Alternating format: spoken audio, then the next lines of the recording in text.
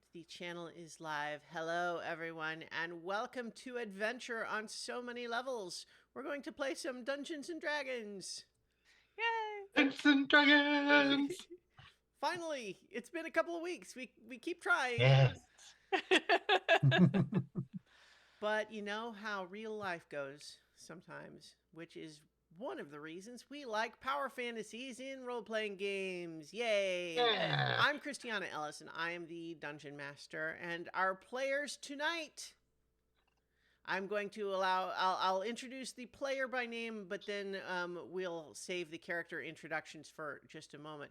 We have Nobilis, Hello. Lee Burdett, Hello. Jason Banks, Hello. and Dove Archambault. Hi. So this week we are playing an adventure from a One-Shot Wonders Holiday Adventure Pack book. And so our players tonight, we've decided, are a team of winter guardians that can be called upon in times of desperate need during the winter. And, you know, then they will sometimes show up to help people out when they're having wintertime troubles. I think that that's a good thing to do because, you know, it's cold out there. People got problems. So, And for us, the cold never bothered us anyway. so, where we begin, the camera begins with a tiny little inn here in a little town beneath a abandoned castle. And normally, this would be a very comfy little place. But tonight, something's wrong. No fires are lit. Not even a single candle. And people are huddling together for warmth. You see someone desperately trying to light the wood that would seem normally just fine for burning in the fireplace, but it just won't catch. We see a local healer overrun, trying to treat people who are falling ill because of the cold. And we see we see Nilia Sinkla, who is a middle-aged bugbear woman who runs the beloved Red Reindeer Inn. She makes tasty mince pies and has a keen interest in local history and folklore, which is why she knows that in this strange time of desperate need, she can call upon, what's your team's name? Um,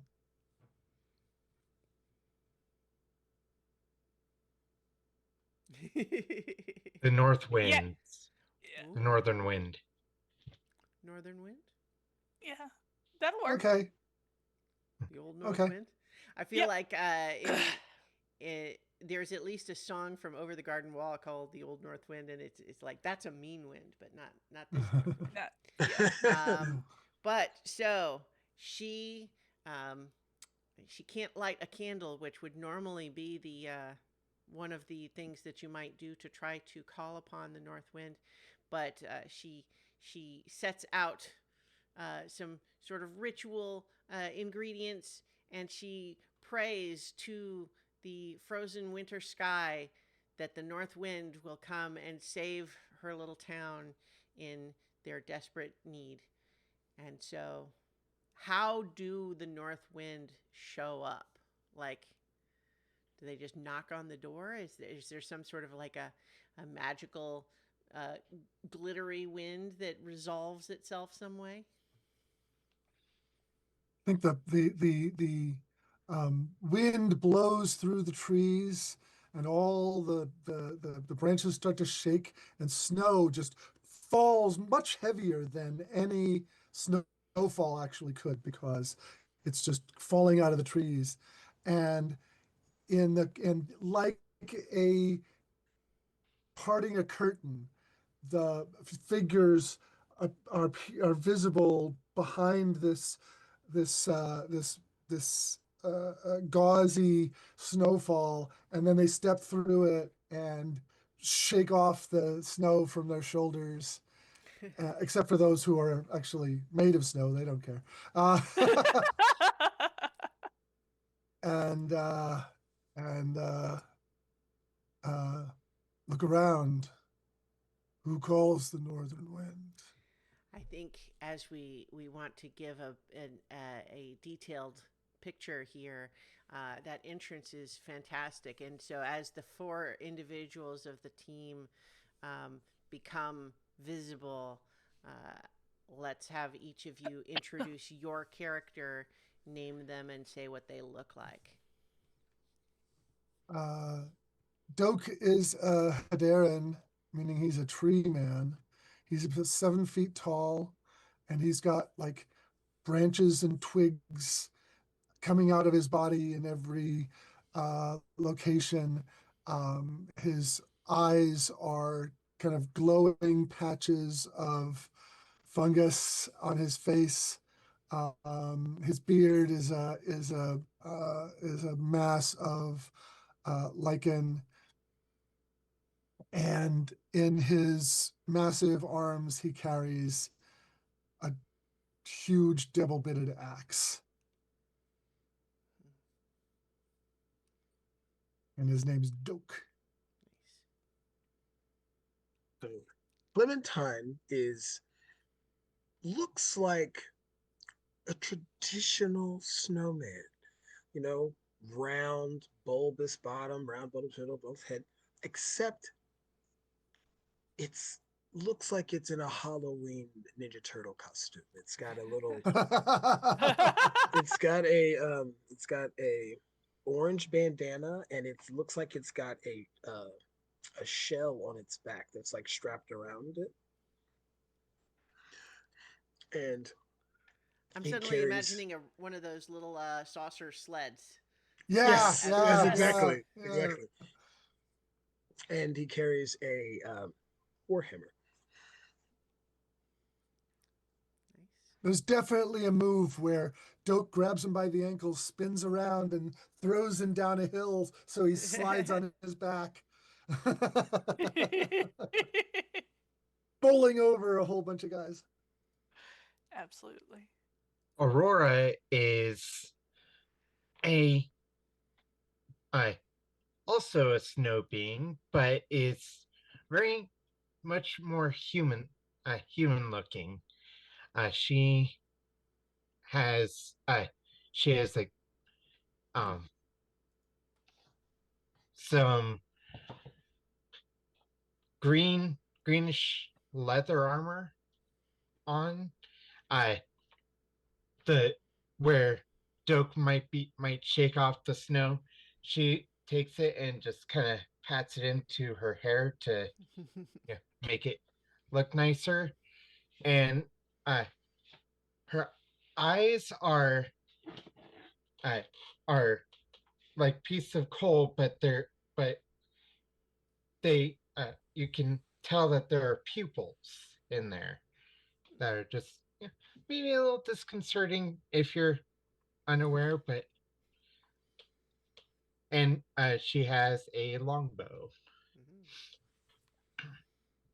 And the smallest of the party is a little white fox with little tiny ears on his head and little his eyes are outlined a little bit in black, but he's also wearing what looks like a bomber jacket.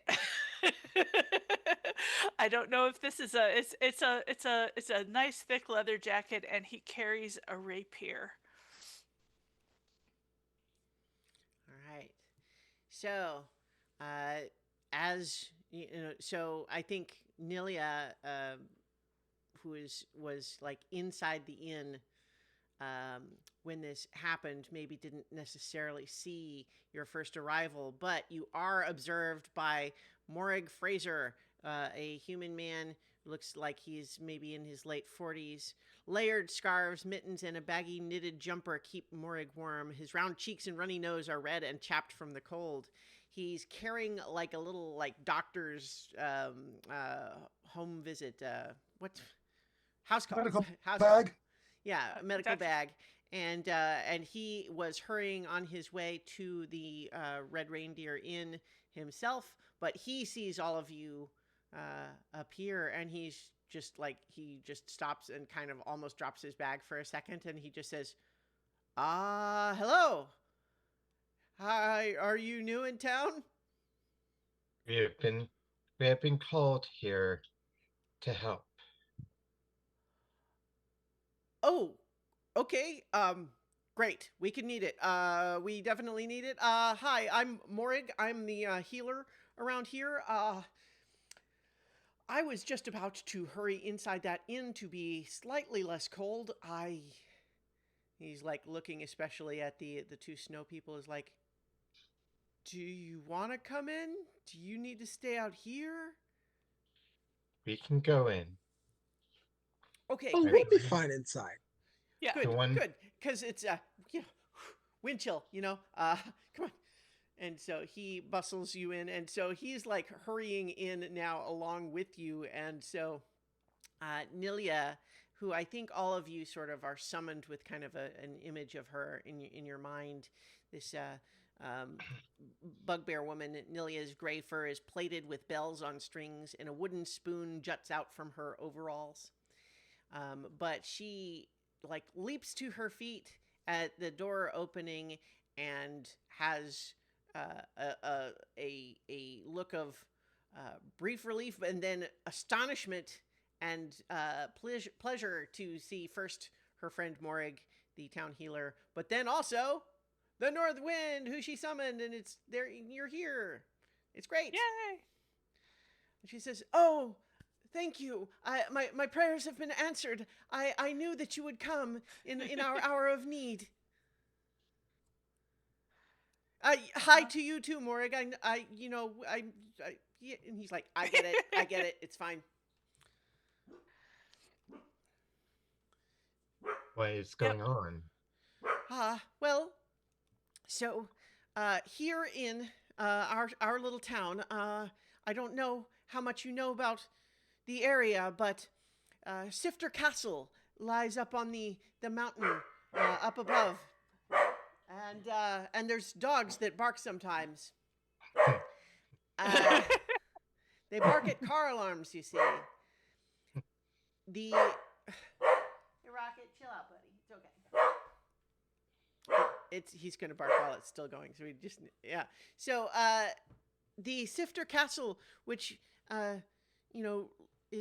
rests on the mountain above us. Long ago, it had the owner was a man named Raymond Sifter, an elf actually, and he and his family lived up there, and he not a very nice man, and especially any time that Winterfest was approaching, he would become even more angry and grouchy and curmudgeonly, and he in fact banned everyone in his household from celebrating Winterfest in any way. And then something terrible happened up there, and it was clear that there was some foul magic that had befallen the house. And so none of us have been up there in a long time, but every Winterfest since, we have always heard terrible screaming coming from the house. But that's not why I called you. I called you because this year is different. Something changed. A terrible blizzard blew down from the castle, and now no fires will catch. Not anywhere in town, I don't think. Right? And Morig is like, that's right. We can't light as much as a single candle. People are, not able to heat their homes. And I was just about to ask Nilia if we could perhaps try to move some of the people in the less weatherproofed houses into warmer places here, but some of them I'm not sure if they're even really safe to move them. we're trying to figure out what to do, but something evil is afoot up at Sifter Castle. That sounds like a job for us. That's Yeah. great. We will What do you investigate. say? let's go. Appropriate reason to summon Yeah. us. Mhm. Yes. Indeed. Wonderful. So, how does this work? Do you have any other questions, or would we? How do we get up there? What's the easiest way to get there? There is a path. It's not well. It's a bit overgrown now, but the snow is kind of covering everything now anyway. But there is a road that you should be able to follow, unless you all have some other more special way to travel. Not over I'll such be a able short to find it. distance. Yes, it's you can see it. I don't want to open the doors right now, but Mhm. if you look in that direction, she's kind of pointing. It's like you can see it looming above us on the Okay. cliffside. Okay. I will be We able to will. find it. We will try and make sure that this Winterfest is a warm one. Thank you, thank you. I don't know what we would do without you. In the meantime, we'll All try right. to do our best to keep everyone alive while we can. Mm-hmm. All right, All so right. the huge holly wreath wrapped up in a big bow is hung on the stone chimney, but the fireplace beneath it is cold and dark. Yep. Alrighty. So I don't think we should be waiting around here too much longer. If you guys don't have any other questions.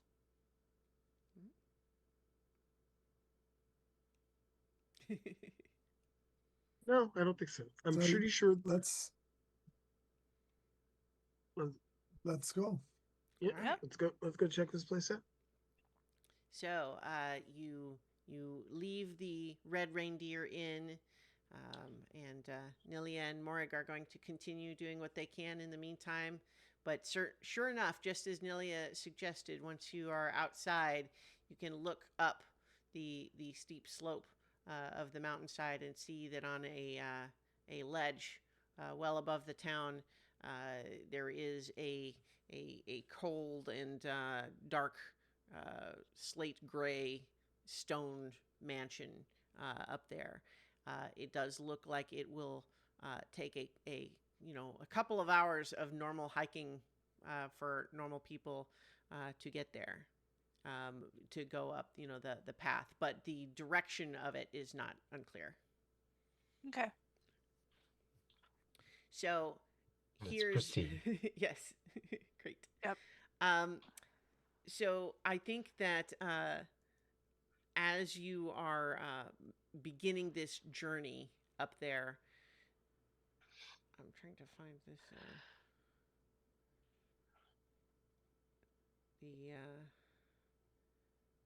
Okay, yeah. So as you are making this trek up the crumbling cliff path, the path is steep and slippery, and you find that as you are making this journey, of course it's cold, but your party is, you do winter stuff. You can handle the cold.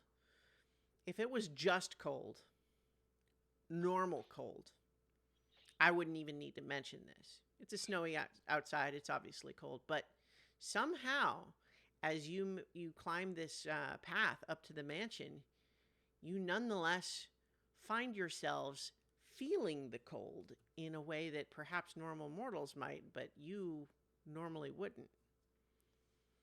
And so I'm going to have everyone please make a Constitution saving throw against the cold. Oh boy. This first one is low. It's only a 5. Oh, thank goodness. Well, I got a it'll 5. get worse. but you're good for at least this first round.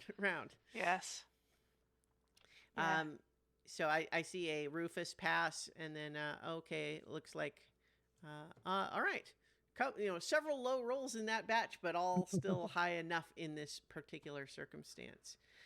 But I think that as Did- you are climbing this steep slope, you find that now the wind has started to pick up, and once again, your team is named for the wind. Winter winds are not that's your turf, and yet somehow this wind feels heavy with supernatural malevolence, and it is trying to just blow you off the mountainside. And so I would like to get a strength saving throw from everybody. This time we're looking for a 10. 17. I 9? I'm going to cast Spider Climb. Oh, okay. And throw a rope to my less strong companions so that if they have trouble, I'll be able to assist them. Great. Yeah. Rufus is definitely all over that. Do you still want me to make a save, or does the No, I spider think climb I think obviate with, that? yeah. So with your rope and the spider climb, what does the spider climb look like for Doak? Doak's feet like grow roots that burrow down into the earth with each step, and there's a sound of cracking ice and shifting rock with every step. Nice. And his stride is very deliberate and So that's great. Purposeful. I want to know if Rufus Rufus already got a 13 on the strength save, so that would have been passing Yeah. anyway. But so did anyone get really low on a strength save? Not me. I did. Jason is muted. Oh yeah. Yeah, sorry. I'm gonna be muted for the most part because I have a cat who is in heat and is very, very loud. Oh no. I did get very low on the strength save. It's a 7. Okay, well, so I think that just means that because of Doak's preparation, you are not swept off the over the side, but there is a moment of you losing your footage and relying on the rope to keep you on the path, and everyone is able to pull you back up. Oh boy. easy there, Clementine. Mhm. Hold tight. Yeah, I'm a little heavy. You're not heavy. You're not heavy. You're my snow brother, or snow Okay. sister, I guess, for Clementine, huh? In any case, so as the actually, I don't know. I mean, Clementine, I just assumed from the name is Clementine a she her snow person? Okay, Oh, just confirm. hey. Yeah. All right. So I think as you continue to climb, once again, this sense of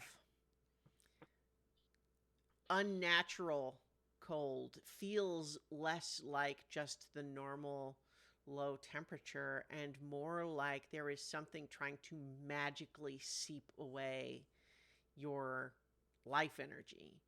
And it presents as a supernatural cold, but there is actually something clearly magical at work. I need another Constitution save from everybody. This time the DC is 10.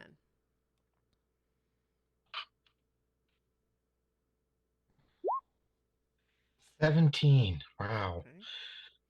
15. 15 Just for Rufus. made it. Doak, 10 I've for been Finn. rolling Yeah. absolute crap. All right, let's get that for Clementine.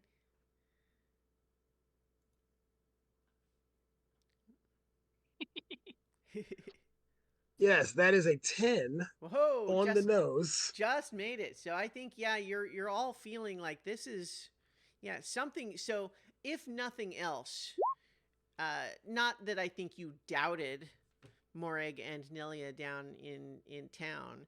You watched them trying to light a fire after all, but it is self-evident from your own direct experience that there is something very evil magic going on here. This is truly no ordinary blizzard. Yeah. It's truly cursed wind if it can make a snow being feel cold. Mm-hmm. Yeah. So as you are getting closer, the trek up this path, you watch as who's in front? What's the marching order here? Oh, Doak is definitely in front. Yeah, that makes sense. Aurora would be next. Okay. Yeah, and I think Rufus is following her, so in the middle between the snow people. All right. Yeah, so Clementine can take up the rear. This one. Doak, as the first one, I need a dexterity saving throw, please, with advantage because of your spider climb. Okay. Oh, rolled off of a natural 20 to be just a 10. So here's what's exciting, I think, here is that what happens is as you are making your way further up this path, it starts to crumble out from under you. And alas, your spider climb, your roots going into the ground have actually been counterproductive in this one specific circumstance because the ground underneath them is crumbling away and falling. But you do have 3 of your companions tied to you via a rope. So let's get strength checks from the 3 other members of your party. Strength checks? Yeah, just checks. Or athletics would work if that's better.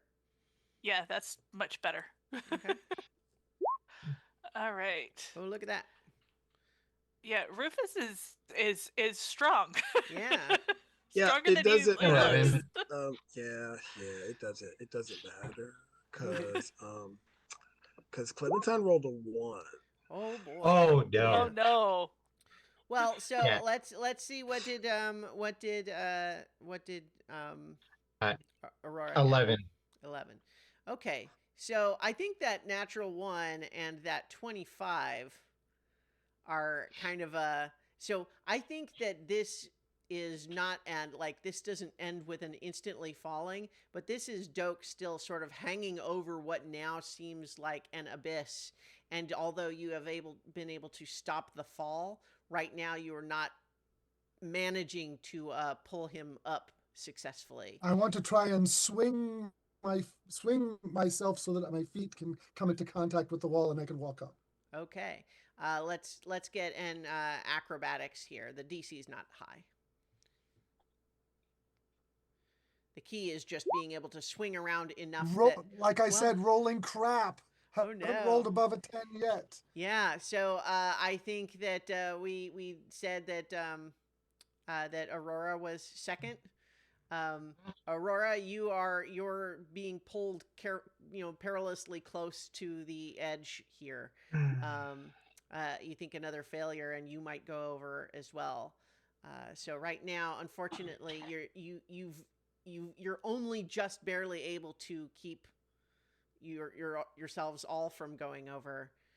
Something else needs to happen here.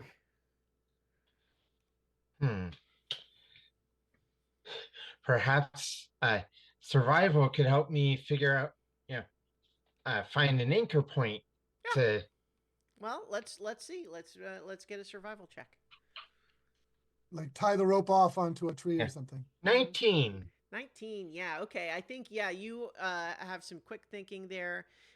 You are able to spot a place on the wall where you believe is going to be secure enough, so you kind of like inch your way over there and get the rope wrapped around that, which is able to support a lot of Doak's weight and let the rest of you not be quite so close to falling.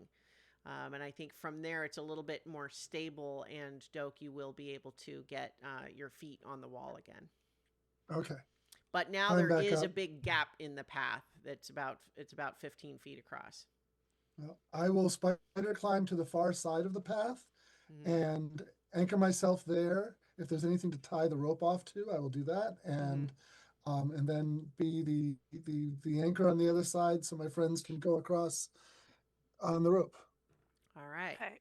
I do have a hammer and some pittons, so Mhm. that maybe I can use those to help anchor our side as well, I and we think can. that with the two of those elements, both Doke on the other side with the spider climb and the hammer and pittons, I don't think a roll is necessary. You will all be able to Okay. make your way across the gap with all of that in place.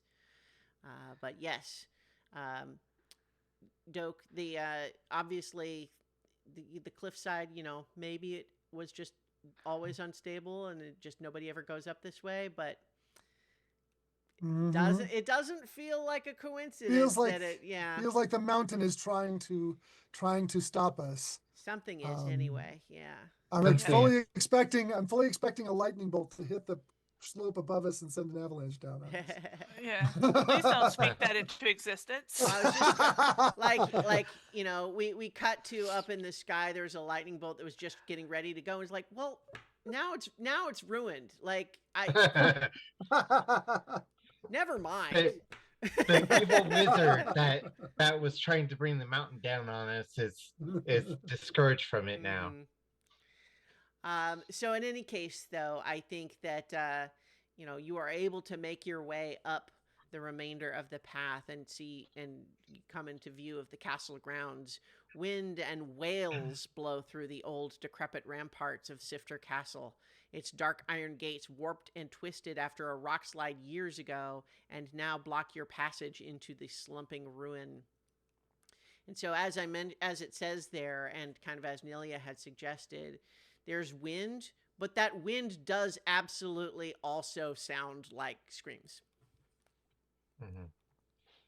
and not even really just like screams of terror, but like wails of like sorrow and despair.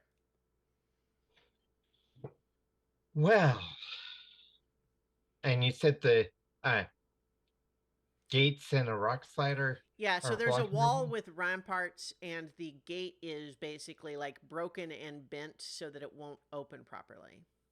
Hmm. The wall is maybe like 20 feet high. Okay. Uh, I have crowbars. well, uh, I have a climb speed, Yeah. so I'm gonna just basically take rope and just climb up the wall.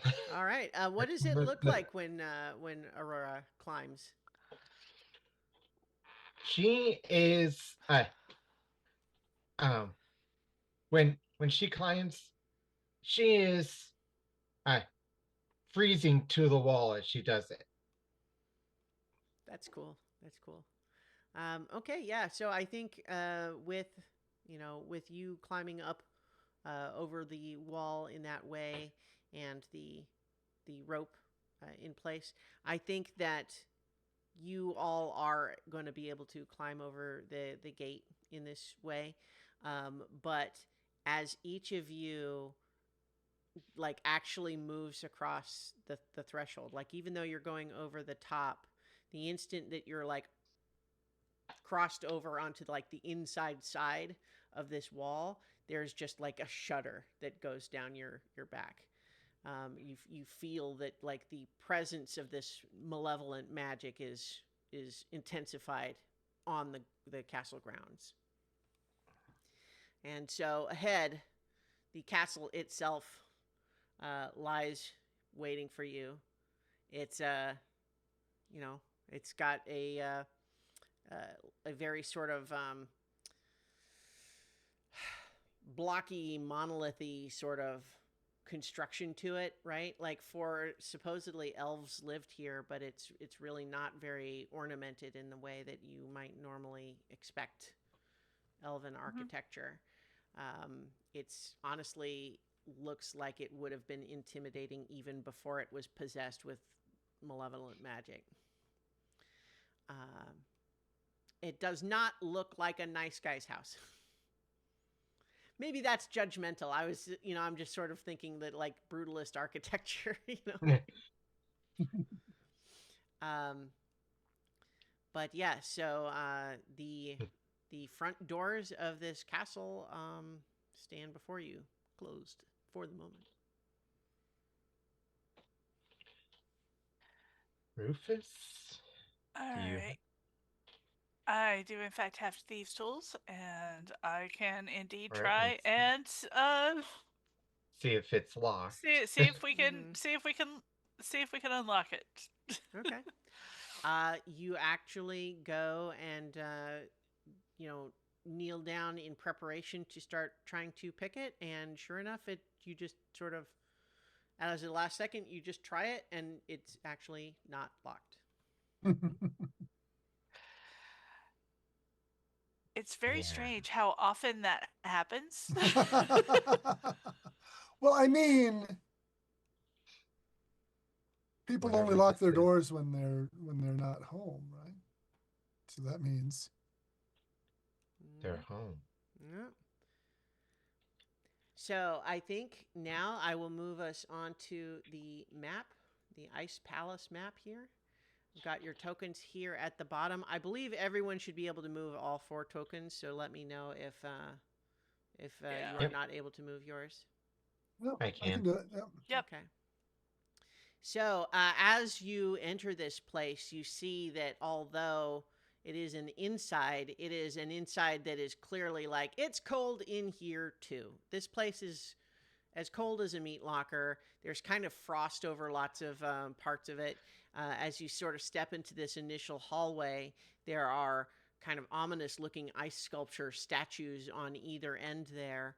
And then as you look forward and down into a big sort of open area, there appears to be a dining table, but the dining table looks like it was laid out for a elaborate feast about maybe 60, 70 years ago, and hasn't fine. actually had anything done to it since then. It's just so it's like, but it's also cold, so it's not like cobwebby.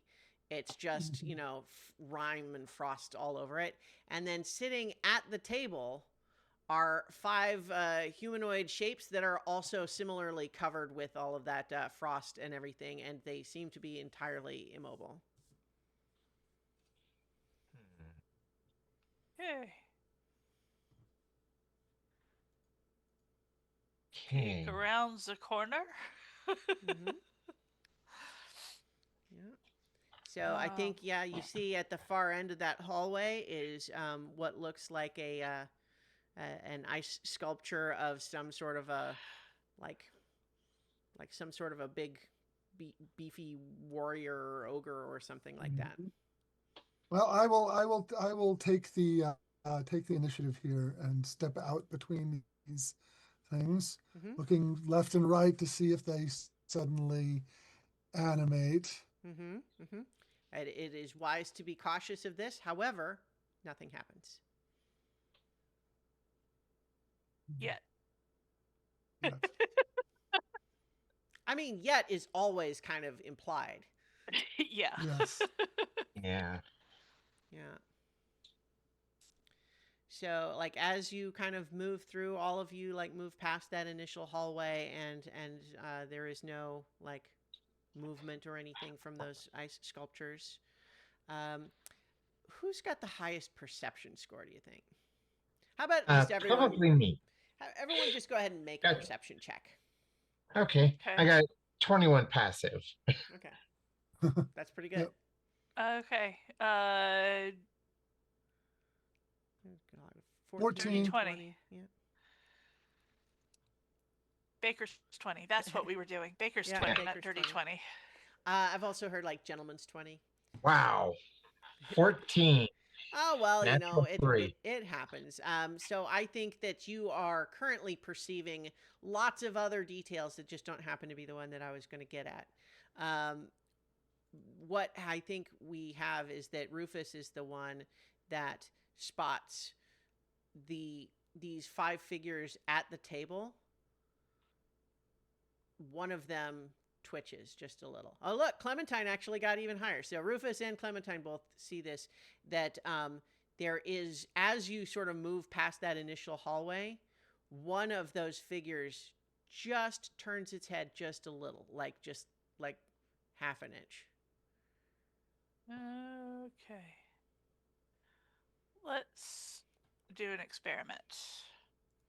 I'm just going to get a little bit closer to the stairs and see if it happens again. Mm-hmm. Yes, and this time I think you all see that that all of the figures at the table have turned their heads to stare at you.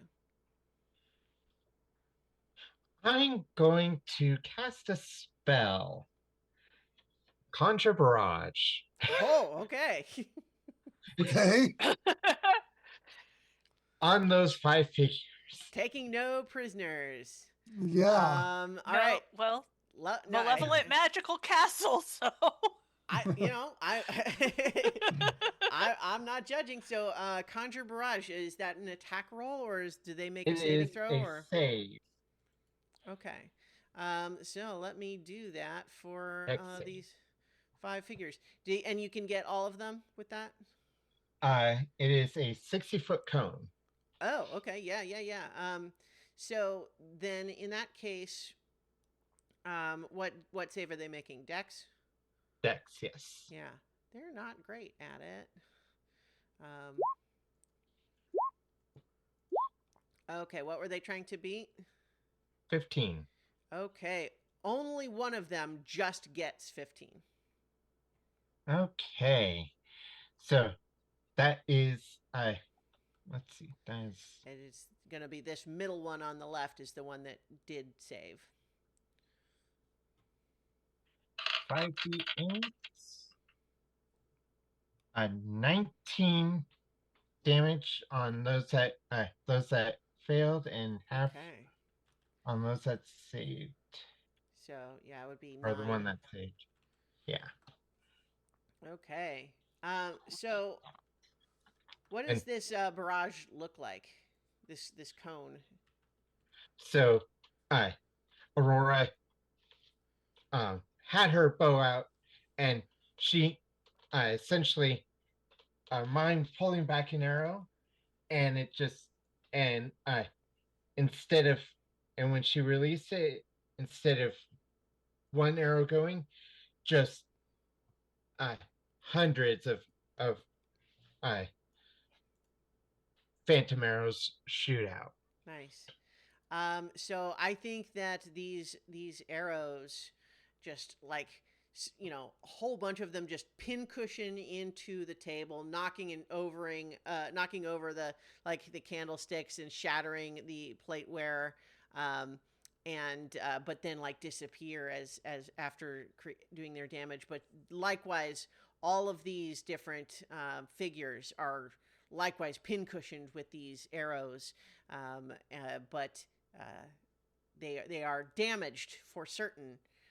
But this is they then begin to move more aggressively, and we're going to roll for initiative. Okay.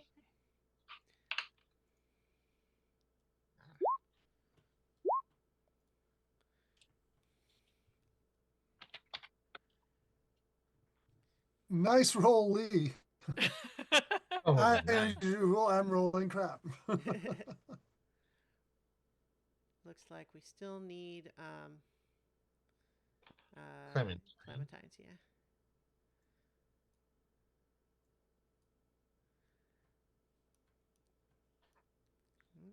Here we go. 9. Oh, there we go. Clementine got a 9. Sorry. Gotcha. Yeah. Gotcha. Okay, so Rufus, you are going to be up first here. You see that although this magical barrage, certainly damaged these figures, it has also now very much activated them, and they are standing up and beginning to do all sorts of creepy, and you watch as the frozen rime and frost that's all over them is breaking and shaking off as they stand and start to move. What do you do? Oh, great question. I think I'm going to materialize my short bow Mm-hmm. and aim for the one that didn't get hit quite as bad with the barrage, Okay. Yep. That's and see if I can hit him while waiting for Doke to get in melee range, and then we can start 1-2 punching all these things. great. Yeah. Great. Go ahead and roll. All right, that is a 15 to hit. 15 hits. All right, and we can ignore the sneak attack, so that's 5 points of damage. Okay. Just double checking. Yeah, 5 points of damage. Okay. Yep. Anything else for your turn? Um, I think, as you move in a little closer, you do see that there's these frozen spikes sticking out from the wall and more ice sculpture yeah. type statues all around the room. I think I will kind of try and get Clementine to come up and join us up here. It's like, uh, uh, I have a bad feeling, um, about these guys. Yeah. Also, just for the record, these little symbols here, those are doors. Yeah. So just in case there was any lack of clarity on that. But yeah, so nothing else for your turn then? Yeah, nothing else for my turn. Gotcha. Okay, so that makes it Aurora's turn. Okay. And you know, might as well just, fire at the same one Rufus fired at, because Okay, yeah.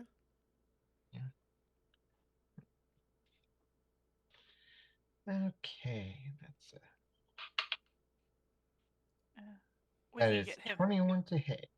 21 certainly hits.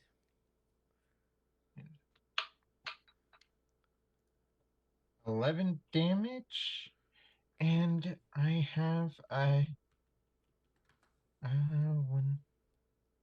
I have a thing. I I reduce. I I have a mastery that reduces its speed by 10 feet. Okay, My next until the start of my next turn. gotcha. Okay. Anything else for your turn?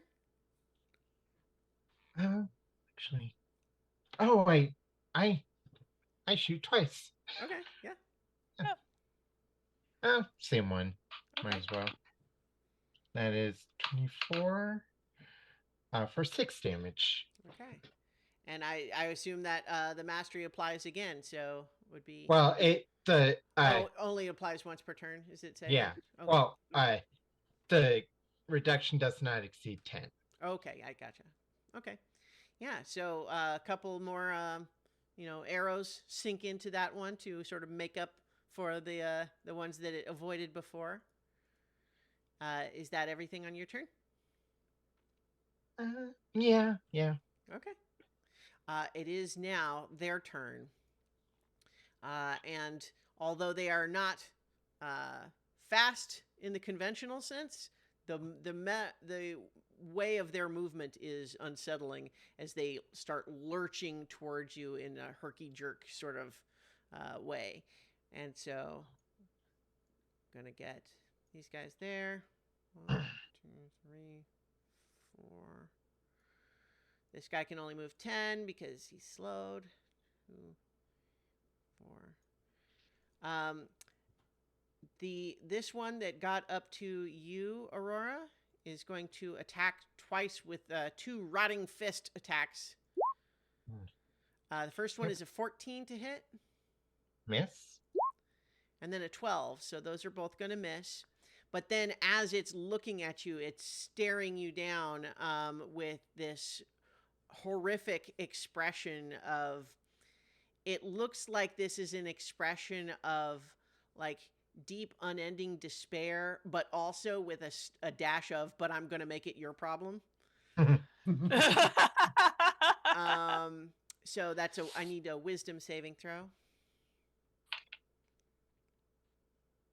Oh no, 7. 7. Okay. This dreadful glare eats its way into your psyche, and you now have the frightened condition until the end of this mummy's next turn. And in frightened in this case, it means, ability checks and attacks are at disadvantage while the source of fear is within the line of sight, and you can't move closer to it while you're frightened. So let me put a little yellow dot on you. Okay. Rufus, you're getting 2 Rotting Fist attacks as well. All right. The first one is a 22 to hit. That certainly hits. It's going to do 8 bludgeoning damage and 11 necrotic damage. Okay. And you are cursed. Mummy curse. I'll tell you what that does when Okay. it comes up. Okay, can I uncanny dodge some of that physical damage? Yeah. Okay, so that's only 15 instead of 19. And conditions. Cursed Is your not a uncanny choice. uncanny dodge doesn't have all the damage? I think it does. Reactions. Uncanny dodge. When an attacker you can see hits you with an attack, you can take a reaction to have the attack's damage against you round down.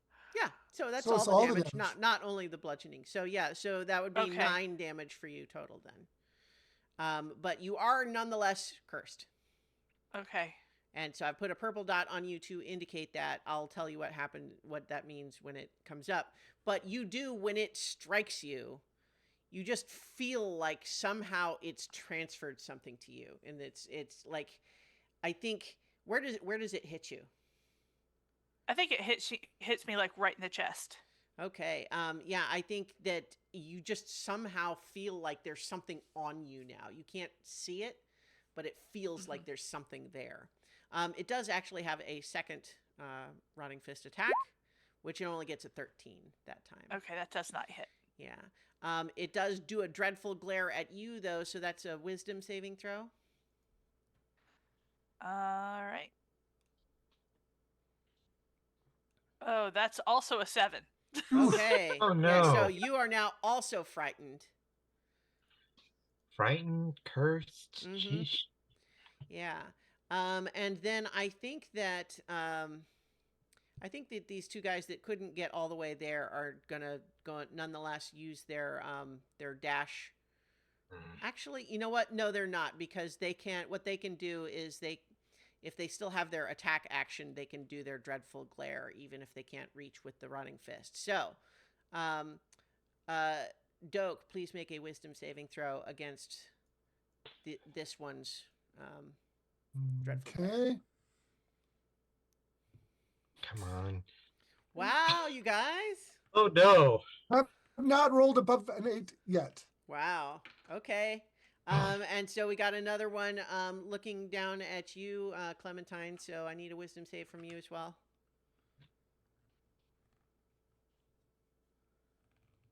Oh boy.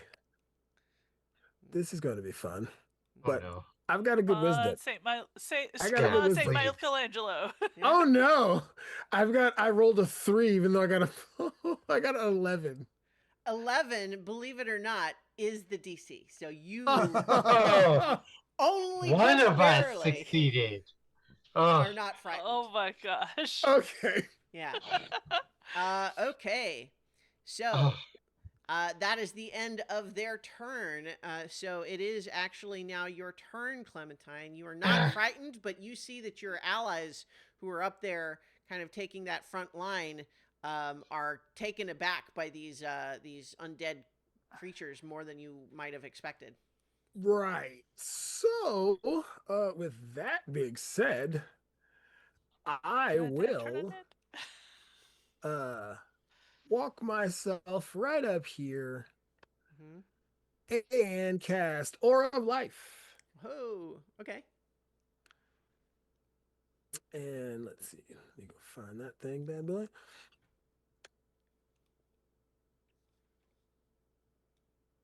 There we go. All right.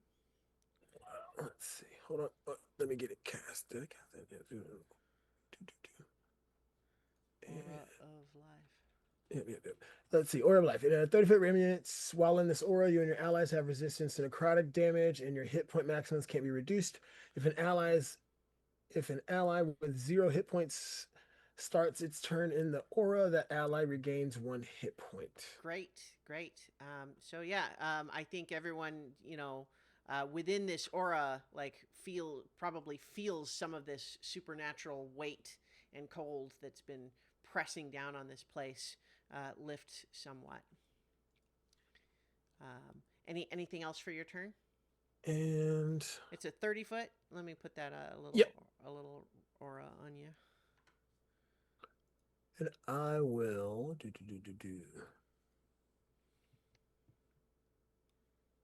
Wait, can I do that? And you said these are undead, correct? They definitely look undead. They are giving all of the signs. Right. Turn undead. Yeah, I think Is that something you can do as a bonus action, or is that an action? I could spend a channel divinity, but But even still, I think. I already cast one spell. Never mind. Yeah. I can do a cantrip though. So channel divinity is not necessarily a spell, but it might be still an action and not a bonus action. Because you used your action to cast the aura of life. Right. So if you have something that can do as a bonus action. Each one of my spells will be a bonus action. I think that'll be it for me though, because I don't think I have too many. All right. So after you, then it would be Doke's turn. Finally. Okay. Well, being frightened, I can't get any closer, correct? Correct. All right. But there So does happen to be one right up next to you. Yes. So I'm going to take my great axe and bring it down on the one closest to me there. Okay. You are attacking with disadvantage because of the frightened. Yep. So let's see. Trying to, there it is. And that's a 10 to hit. Okay. A 10, wait, hang on. Let me double check. 10 does not hit. They don't have a high AC, but yeah. Okay. 20 should hit. 20 does hit for sure. Yeah. Okay. So hits. I'm using the great axe two-handed. So that's a d12 plus 3 damage. That's a 6. But because I am an Eldritch Knight, I have Eldritch Strike. When you hit a creature with an attack using a weapon, the creature has a disadvantage on the next saving throw it has to make. Okay. And so as my third attack, I will cast the cantrip, Toll the Dead. Okay. Wisdom 15 saving throw. Okay. Wisdom saving. Now they might be resistant to necrotic. I don't know, but yeah. So well, I'll have it do the save. It got a 9, but is the spell doing necrotic damage? It is doing necrotic damage. There is no effect at all. Okay. Well, worth a try. Actually, I guess that 9 should have been with disadvantage anyway. But regardless, still immune to necrotic. It also does just occur to me. Okay. And I want to actually take a moment here. Now, is that the end of your turn? Let's see. Let me check my bonus actions because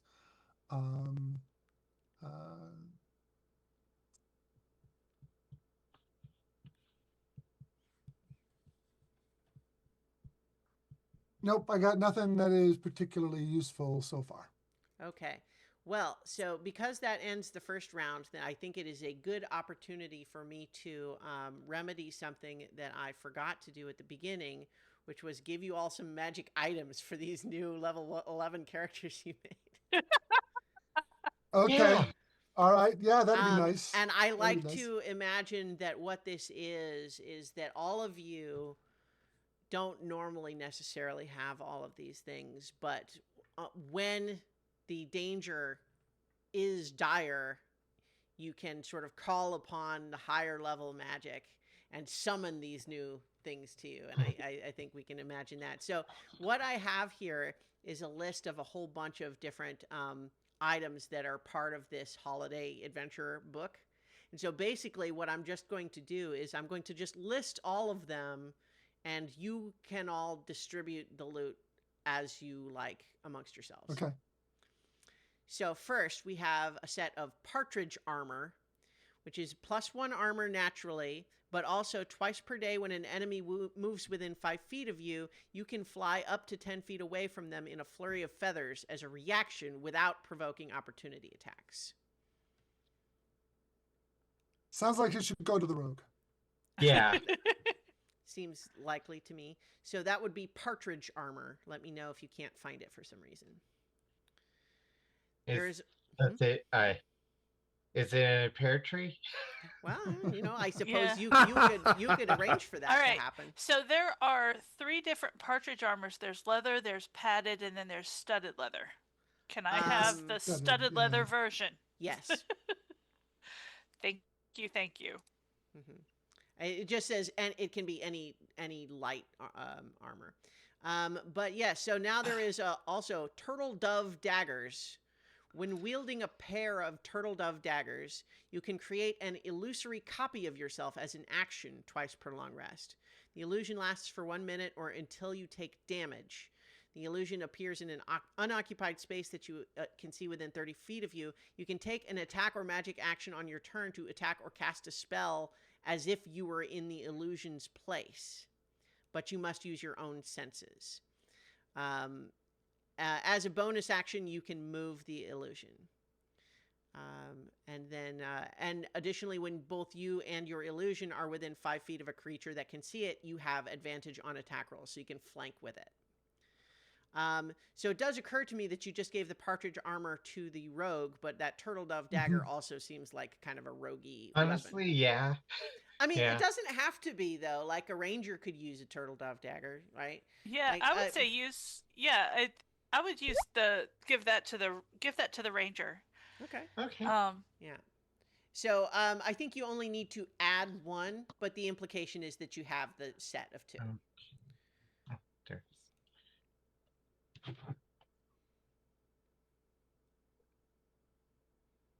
And I think that they're not like +1, but they are magical damage. All right. So there's also the Trident of Enchantment, which is a jasper effigy of a chicken's head rests at the top of this trident, and an egg-shaped amethyst is fixed to its base. It is a strange weapon, but highly coveted by farmers and livestock owners. You can attack with it as a magic trident, but also you can use, when you attack, you can expend one of its 4 charges to cast Polymorph and transform your target into a hen.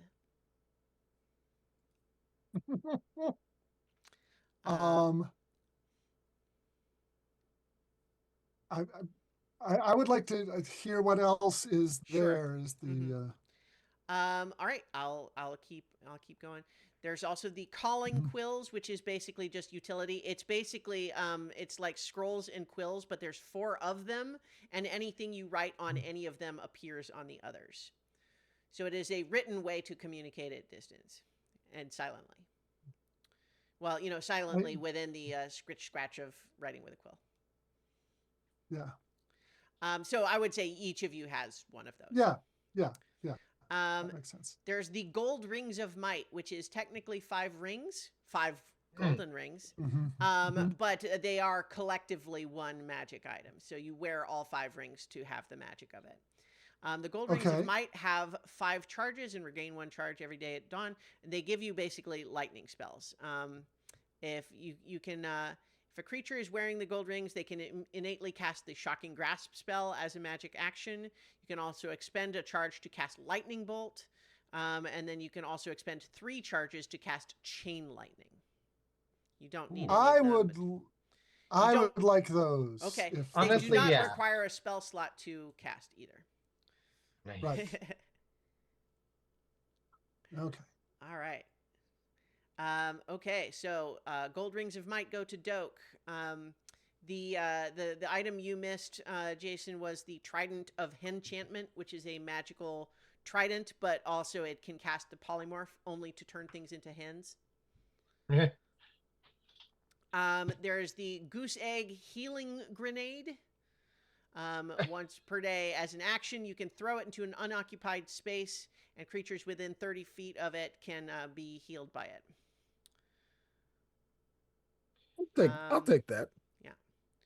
I don't. It does not look like you can choose who within the radius gets the healing. So theoretically, it might heal foes too, but it specifically has no effect on undead creatures.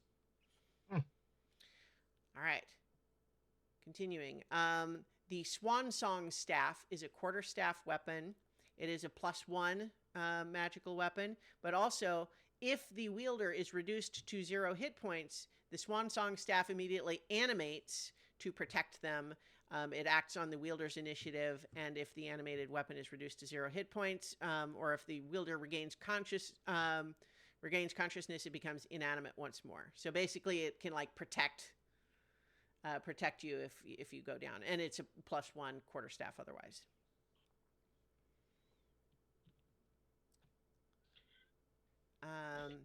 There is a phial of stout milk, which is basically like a potion.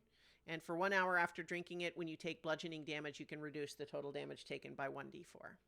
And your strength and constitution scores both increase by 2 until the potion's effects wear off. Ooh. This is like drinking milk in Legend of Zelda. So that's a potion that will basically. I think rather than take the potion into your inventory, I would basically allow that one of you can just say you drink the potion right now and you just have the effects. Okay. There is the Wand of Dancing, which is like a ribbon wand. And you can spin and twirl holding the wand to cast Otto's Irresistible Dance spell. Notably, it is the new version of the spell, which is not an automatic, like it doesn't work. There's a save even on the first turn. It's a wisdom save, as opposed to it just always working the first turn. But it's also got some other cool stuff. So, but that's what that wand does. You can use to cast the spell as many times as you like each day. However, once a creature fails the saving throw and is affected by the spell, you can no longer cast it. So, like, you can cast it and have it not work as many times as you want. But the first time it works, that's the last time that day. The Boots of Soft Landing are you always land on your feet, cannot be knocked prone, and your fall speed is capped at 60 feet per round, and you take no damage from falling. I will note that we have passed the part of the adventure where that would have an obvious use, but you never know. So, cannot be knocked prone could be useful. There is the Babble Pipes, which is you can once per day you can play it as an action, releasing a horrid symphony. Every creature in a 30-foot emanation who can hear the music must succeed on a wisdom saving throw or be frightened for 1 minute. And that frightened is kind of like turn, is that they have to take the dash action to move away from you. Note, this is not one that you can choose who is affected. It would be anyone within 30 feet. Yeah. And then the last item is the Metronome Drum, which is you play it as an action. Once a day, up to 3 humanoids within a 30-foot emanation of the drum beat must succeed on a saving throw or have the charmed condition and become friendly towards you. If you are already fighting, they make the save with advantage.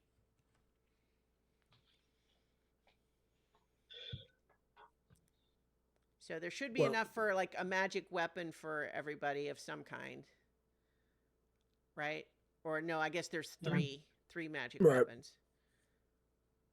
whoever doesn't get a magic weapon will get can have just like a standard +1 magic weapon. Yeah. No, you guys can spread those out. Because technically I'm an artificer, so and I don't need a magic weapon. Because I don't, to be You fair are with the you, magical right. weapon. I got a lot of hit points, but I can't hurt a lot of things. So And I'm a peaceful turtle. Snow person. All right, Um, so I think we got the daggers to Aurora, the partridge armor to Rufus. The other magic weapons were the trident of enchantment and the swan song staff. I guess I'll take the Swan Song staff. Okay. If only because the protection will be useful, but my own personal weapons will be. Okay. I mean, it is still a +1 quarterstaff. Yeah, but okay. my axe will do all that more damage. Fair enough. Yeah, and I think if you have it, if it will still do its protection thing, even if you're using another weapon. Yeah. All right. I'll say that potion probably should go to you too, right? Because unless you've because it's what, strength and con, right? Yeah, which fighter, very good. Yep. Okay, so who wants that trident of enchantment? Rufus, go. Give it to Rufus. Why are you giving me? I am a little guy. I can't use that. I think I would allow you to use it. Okay. Well, it's a magic item. It fits the wielder. So I love the thought of in roll 20. I can display the pictures of these things. Wow. By the way, that is true. It's a magic item, so it does fit the user. Yeah. But I love the thought of little fox person wearing holding just a large trident and doing so flawlessly. Well, remember, Flounce was a little bunny with a really big stick. Yeah. In this holiday themed one shot, I'm not overly concerned about like size restrictions and that sort of thing for this magic weapon that you summoned because you're a winter guardian. Yeah. Yeah. Okay, so so Doke got the swan song. Do we know the trident is going to Rufus? Doke gets the gold rings. Everyone gets calling quills. Doke was also taking the potion. So I think there's the boots of soft landing and the wand of dancing and the babble pipes and the metronome drum still. I'll take the boots. All right. No one wants to be able to make someone dance? Not really part of my modus operandi. Clementine, you should take I that. have things I can do. That's actually, that sounds so appropriate for a peaceful-ish cleric. Artificer. Yeah. That's fine. It's what's a wand of dancing? Wand of dancing, yeah. All right. All right. And then the babble pipes and metronome drum, it does seem like, you can have them and who knows, it might come in handy, but it's just like in terms of the fight that you're in right now, it would probably be difficult to use those tactically. Yeah. But you might as well go ahead and give them to somebody.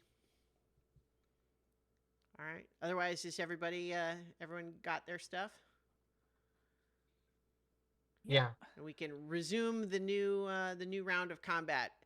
No, actually, I want everyone to tell me what it looks like when the North Wind, seeing the danger of this situation, calls their special weapons to them. What does that look like? I think it is totally a magic Sailor Girl transformation sequence. Yeah. I mean, that's what I was hoping. It absolutely And we is. all like rotate around each other, Mhm. and there's a wintry wind blowing around, Yeah, it's and half Sailor Moon, half the Avengers. Yeah. Fantastic. Okay, great. So, Rufus, you start off the new round. All You right. are still frightened. You are still Yeah. cursed.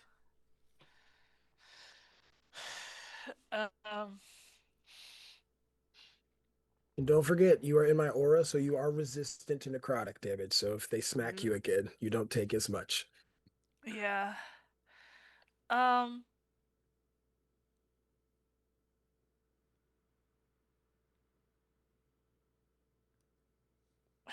I can't get closer, Hmm.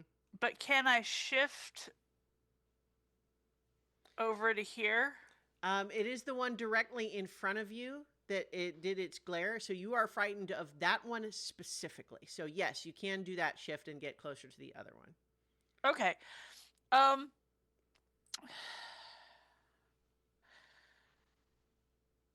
all right, let's. Well, the trident is almost as good as my rapier.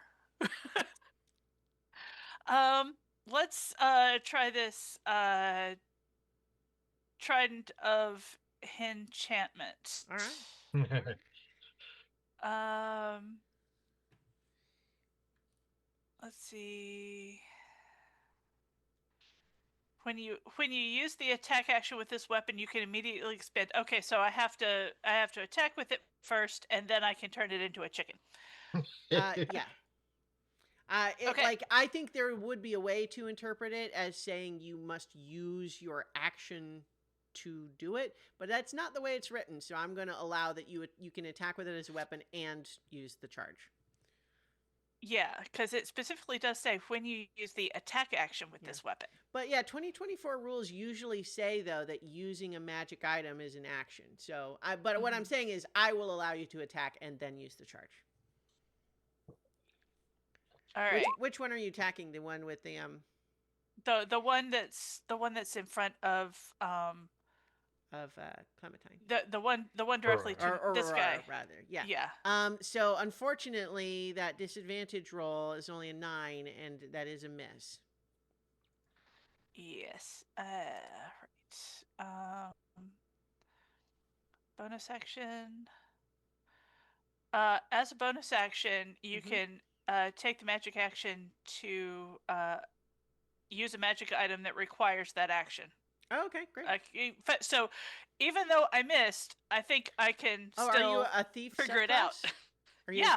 Oh well, that's actually the specific thief subclass fast hands move. So yeah.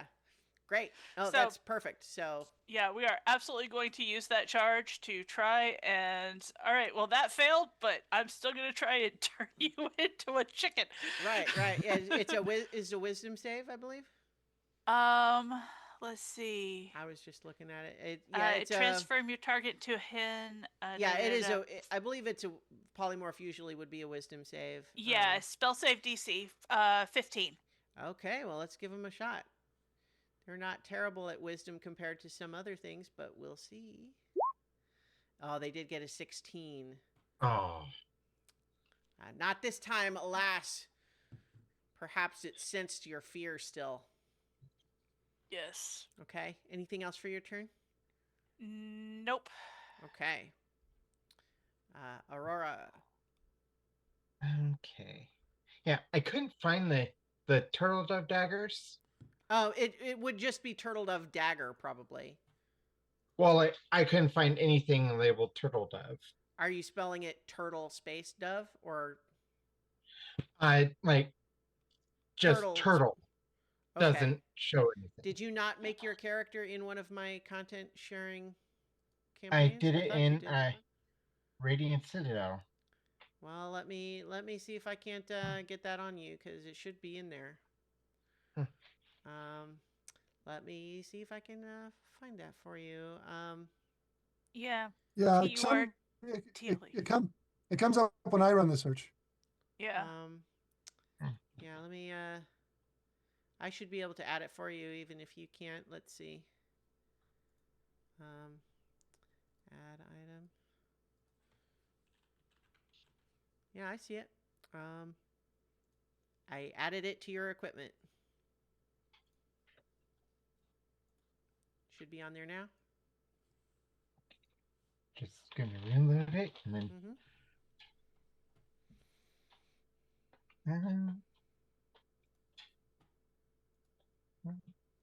There we go. Okay. Well, now I have that. There we go. I will attack the one in front of me with it. Okay. You are frightened, so roll with disadvantage. Yes. 19 for the first, 12 for the second. 12 so does 12 hit. is it. Yeah. Ah. Yeah, so the AC is 11, so. Okay. So that is 5 damage. All right. And yeah, okay. Yep. All right. Oh, and I have second attack. Yeah, I was going to say, yeah.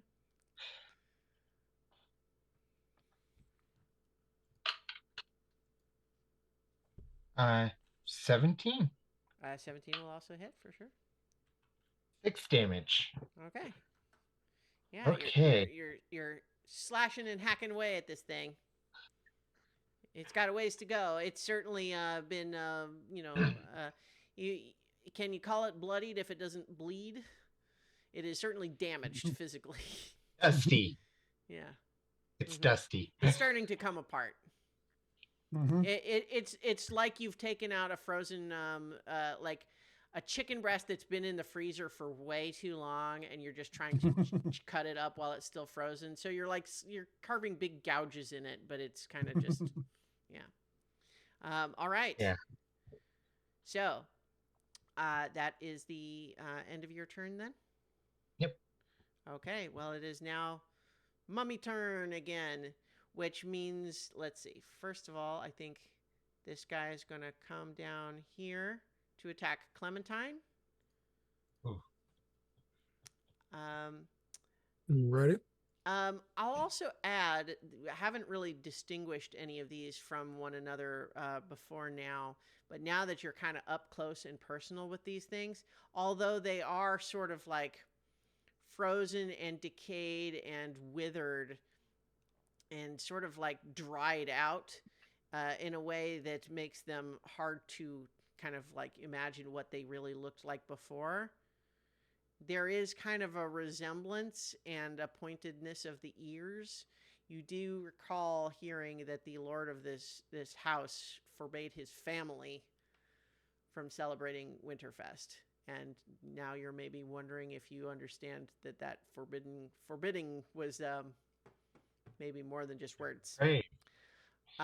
So in any case, though, that one is charging up at you, Clementine. It's going to attack with its 2 rotting fists. Alrighty. It gets a 23 to hit with the first one, but only a 9 with the second one. The first one does hit, but the second one does not. Okay, so that would be 10 bludgeoning damage and 7 necrotic damage, but I guess you half that to 3. Yep. So it would be, 13 total damage, but also cursed. Also dreadful glare. So I need a wisdom saving throw. Wisdom saving. Maybe I'll do better on this one. Yeah. Well, I mean, you beat it. decent You beat wisdom. the glare the last time, but here's one of those things. It's certainly 15. true. Like once Sorry. you beat it, you are immune to that mummy's glare. Okay. So yeah, I got Yeah. a 15. So I didn't mean to roll that twice. I got a 15 on the first one. No, yeah. So you are not frightened. However, like Rufus did before you, when it manages to contact you with its fist, you feel like it left something on you that you can't see or feel, except you just somehow know it's there. Right. Yeah. All right. Doke, you get this one. 2 rotting fist attacks. It's a Mhm. 19 to hit That hits. and a 23 to hit. Both hit. Yeah, so you don't get double cursed, but you do get single cursed. The first one is doing 9 bludgeoning, and what it would be is 11 necrotic, but so instead it'll be 9 bludgeoning, 5 necrotic. And then the second one is 7 bludgeoning, would be 11 necrotic, but it'll be 5 again because of the aura. And Okay, hold on. okay, I'm trying to total this up in my head. okay, The first one did 14. yes. Second one would be 12. Okay. Unless you have some other effect that would change No. any of that. Okay. No. Okay, and a wisdom saving throw from its glare. Not terribly great at these, especially when I don't roll very well. That's 11 is what you needed. So Okay. So you are actually no longer frightened because the from the previous round wore off and you resisted Oh, okay. this one. Okay. Alrighty. Yeah. Here we go. Did I do the attacks against Aurora already? No, I don't think I did. So No. that one is going to attack you. The one that's just right there.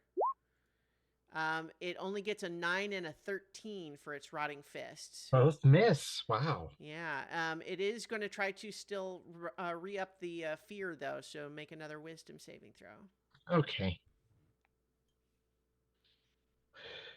Wisdom save. That is a 13. Okay, a 13 is a save. You are no longer frightened. Of that one. Yeah, of that one. Yeah. Well, you're not frightened of any of them at the moment. Yeah. Guess what, Rufus? You get 2. Yay! Yeah.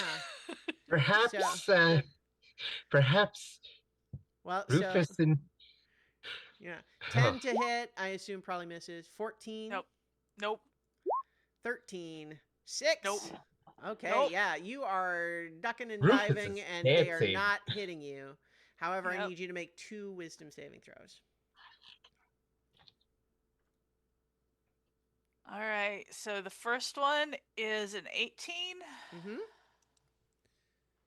The second one is a baker's 20. Nice. You are no longer frightened either.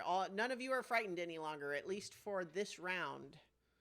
Yay! I mean, you might still be normally scared of dangerous creatures, but you are not, forced to attack at disadvantage any longer.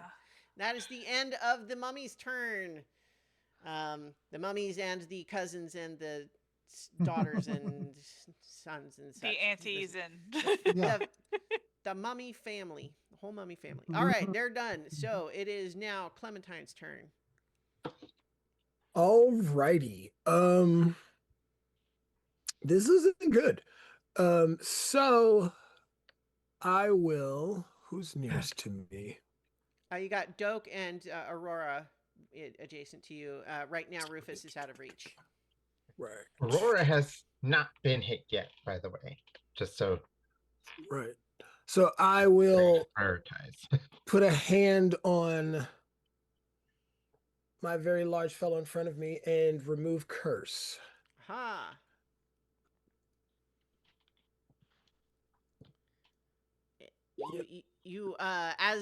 As Clementine casts this spell on you, Doke, this strange, like, tainted feeling that was left behind on you is gone.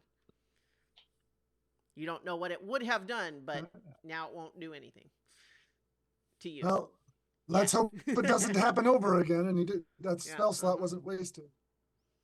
Well, yep. Well, Anything else? Nope, that'll be it. Okay. Okay. I am going to attack the one to my right with my great axe. Do it.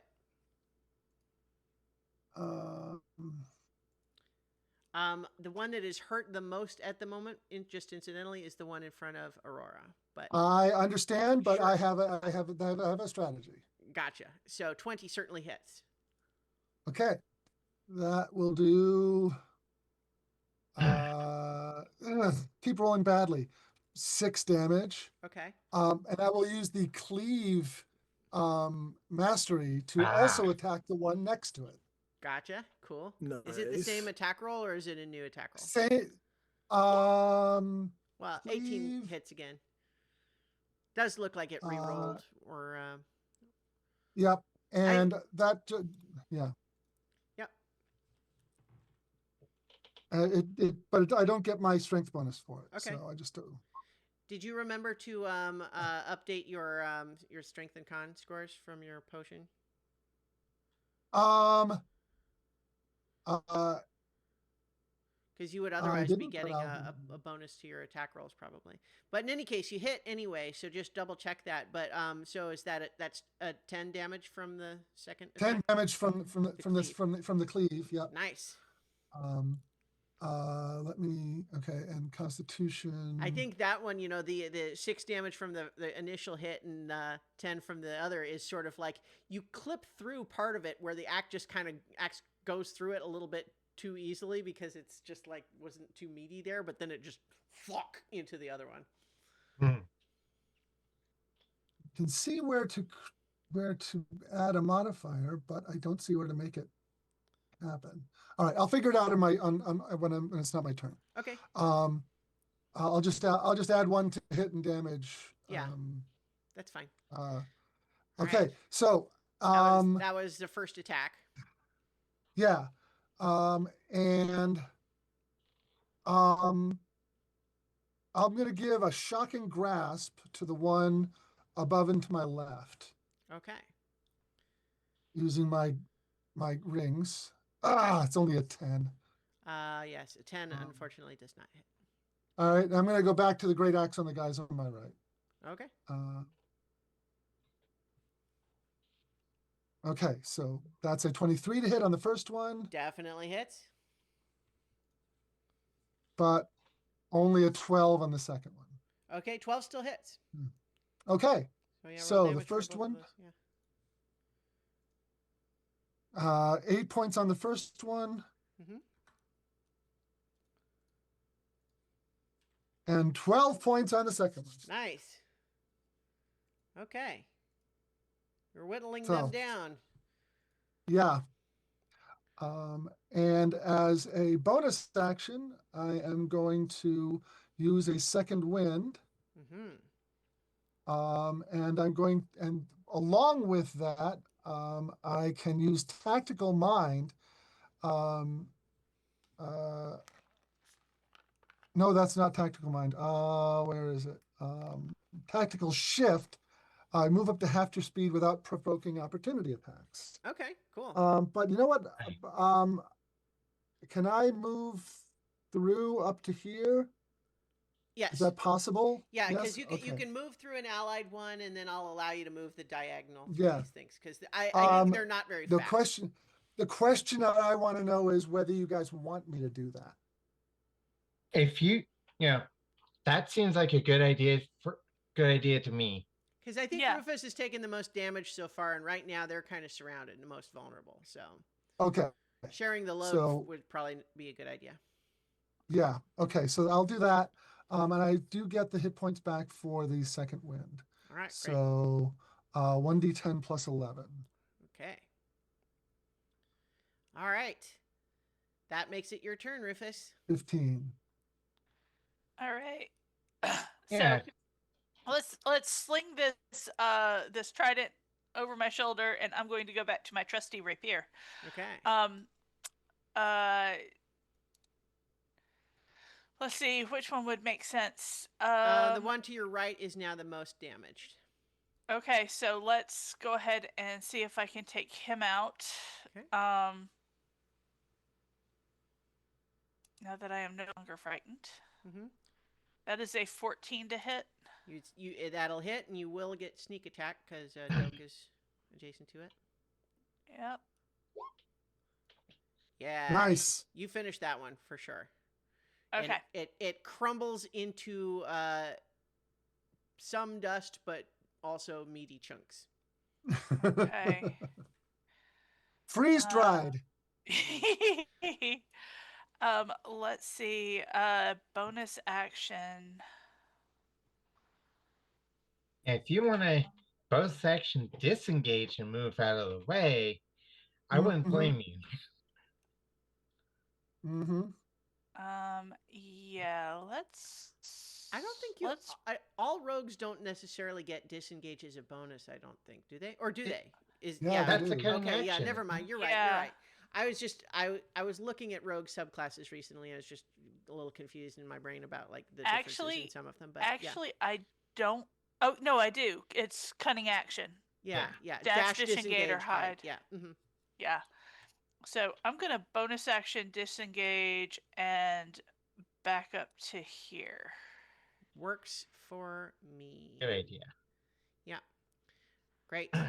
Okay. That's the end of your turn. Yep. Okay, Aurora, you're up. Okay. Let's see. Hmm. I'm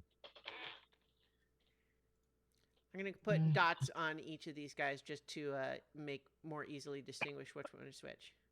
Yeah. So you can say the red one, the blue one, so on. Okay. Okay. I'm gonna actually go ahead and cast Curse Mark on the red one. Hunter's Mark. Okay, yeah. Mm-hmm. Yeah. And then I do some slashy slash. Mm-hmm. And not disadvantage this time. Yep. That's a 26. Hits. 6 damage. Okay. Plus, got it. Yeah, your Hunter's Mark damage. Yeah. There it is. Okay. 5 for Hunter's Mark. Nice. Then, second attack. Crit! All right. Nice. Oh, 12. Okay, yeah. How do you finish this one off? So, basically, I just kind of become a whirling dervish and just kind of Right. Crack, crack, crack, flop, flop, flop, plump, thump. That one is dispatched. Okay. I think you used your bonus action to do the Hunter's Mark already, right? Yes. Yeah, so you can't. Do you automatically transfer it, or is it another bonus action to transfer it? Let me.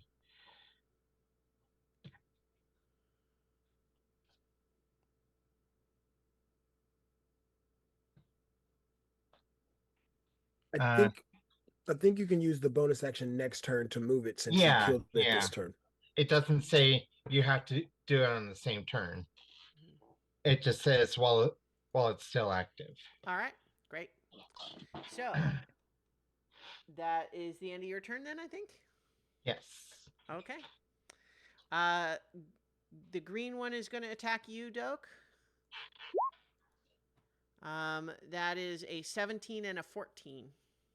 The 14 misses. The 17 hits. I'm going to use the potions to reduce damage, the bludgeoning damage. Right. Yeah. By 1 point. Okay, so it would be 8 bludgeoning damage. It'll become 7, and then it would be 5 necrotic damage, which is only 2, so it's 9 total. 9. But okay, alas, cursed.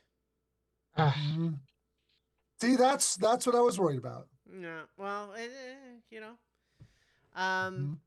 So, but the other one misses. It is going to try to glare at you again. So this wisdom saving throw.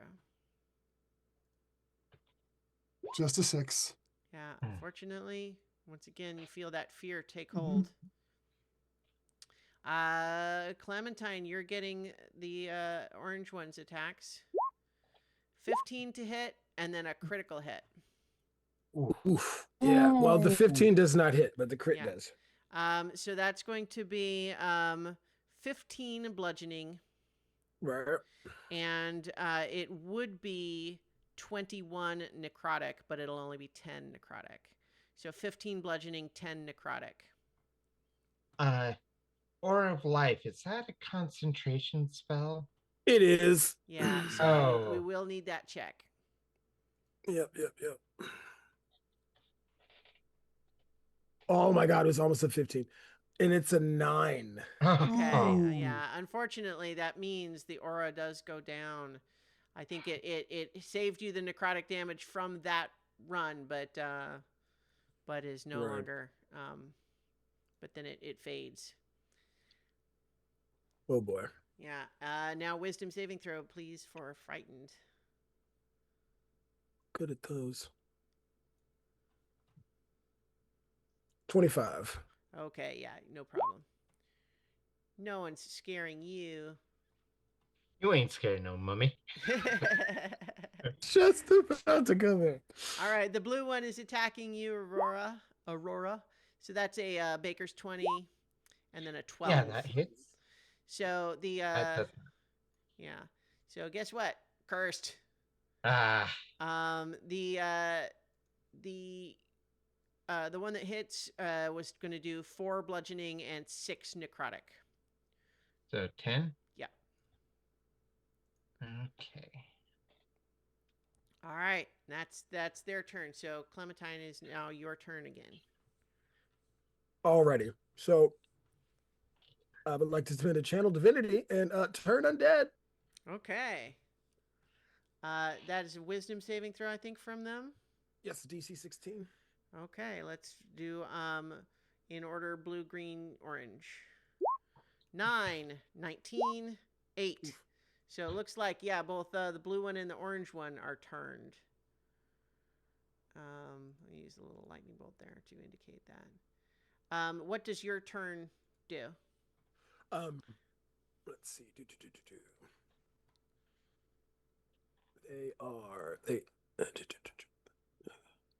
I was just looking at you. And it does.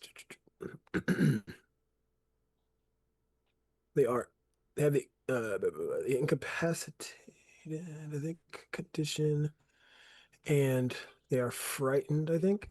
Yeah, Are so they it's to- like Yeah. well, so because like there are some where incapacitated, like it means that they are just like stop short, they can't do anything. Versus there's some where it like forces them to flee. Yeah, it has the frightened and conditioned for 1 minute, and for that duration, it tries to move as far from you as it can Yeah, on its okay. turn. Gotcha.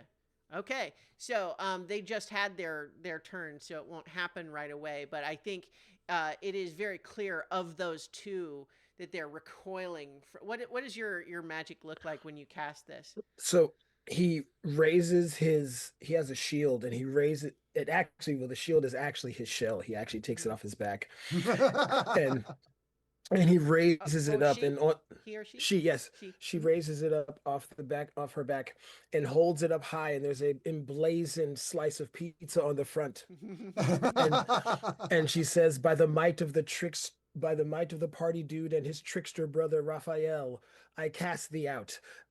Yeah, and so the green one is seems made of sturdier stuff, but the blue one and orange one recoil and is like, we're non-dairy.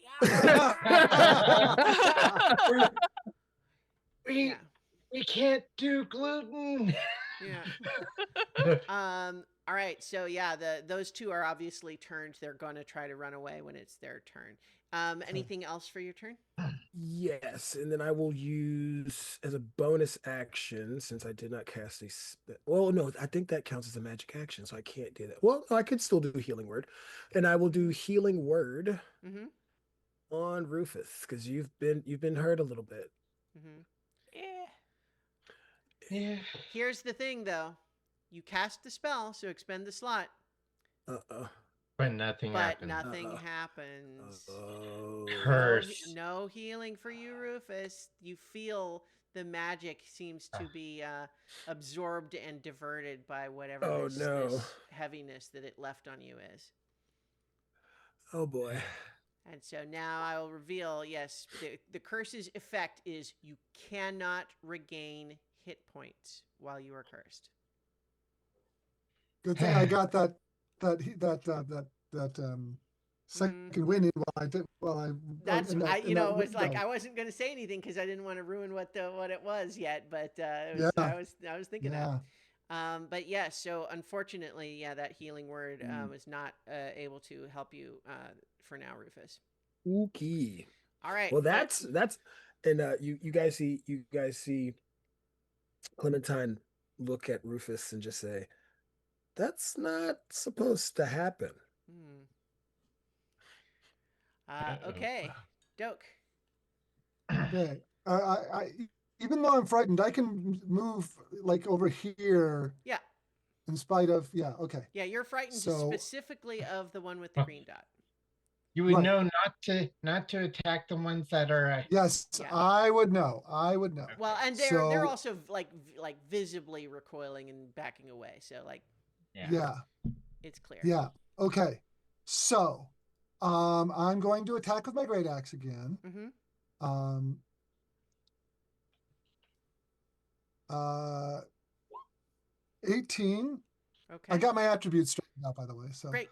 Yeah. um, 18 certainly hits. and yeah, and I'm going to use my tactical master ability to swap the cleave mastery for the sap mastery so that it has disadvantage on its next attack. Nice. Nice. Okay. How much damage? 10 damage. Gotcha. Yeah, I'm going to hit it with a great shocking grasp. Okay. 20 hits. 20 hits for 15 electric damage. Nice. It is almost destroyed. The electricity just surges through it, and it's getting crispy and it's falling apart. But it's not destroyed. One more hit with the great axe then. Mm-hmm. That's a 19. That'll do it. Yeah. Doesn't matter what's And rolled. so axe comes down. Yeah. It had just 2 hit cleaves points it left. from Yeah. head to crotch. Yeah. Yes. And sprays the pieces out, scattering them across the stairs. Yeah. That was the one I had in the tracker, so I'm And replacing the it. stern. All right. Nice one. You've finished that off. The only 2 left are the ones that are currently turned. Rufus, it is your turn. So decide how you want to handle that. It, might not be a terrible idea to hold your attack and let them get further away instead of just re-engaging them while they're right here with you. Yeah, I mean, that's up to you, though. yeah. Well, you could also attack whichever one's the weaker one Mm-hmm. and let the other one run. The one, the orange one is weaker, is more damaged than the other. Okay. Yeah, I'm gonna do. Let's do that. Let's see if I can knock out the orange one, and Alright. we'll let the blue one run a little bit. Mm-hmm. You can get sneak attack on it for sure. In fact, I believe you automatically get advantage because of its. I'm gonna say Turn you on do. deads? Yeah, I'm gonna because I Okay. think the incapacitated part. Natural 20. Whoa! Nice. Nice. That is going to obliterate Yeah, it. with the sneak attack, I think that'll do it. But let's find out what the number is. All right. I'm gonna actually roll it in the off of the roll 20 click because I think that'll auto do the damage. Okay. Yeah. Look at that. 46 Oh, damage. Yeah. Nice. Yeah, that's well more than enough. How what is it this amazing hit look like? You know the old Zorro show where his rapier just it's a blur, Mm-hmm. and it ends up with in the show it ends up with their clothes falling off, but in this particular case it ends up with him falling off. Mm-hmm. All right. Yeah, you have definitely finished that off. That one off. There's only the one left. Anything else you want to do with your turn? No, I think that's it. Okay. So, Aurora, it is your turn. It is about to try to run away from you. Um, I'm going to hold my attack, hold my action until it gets basically it's until it moves away. okay, Like until it finishes its move speed. sure.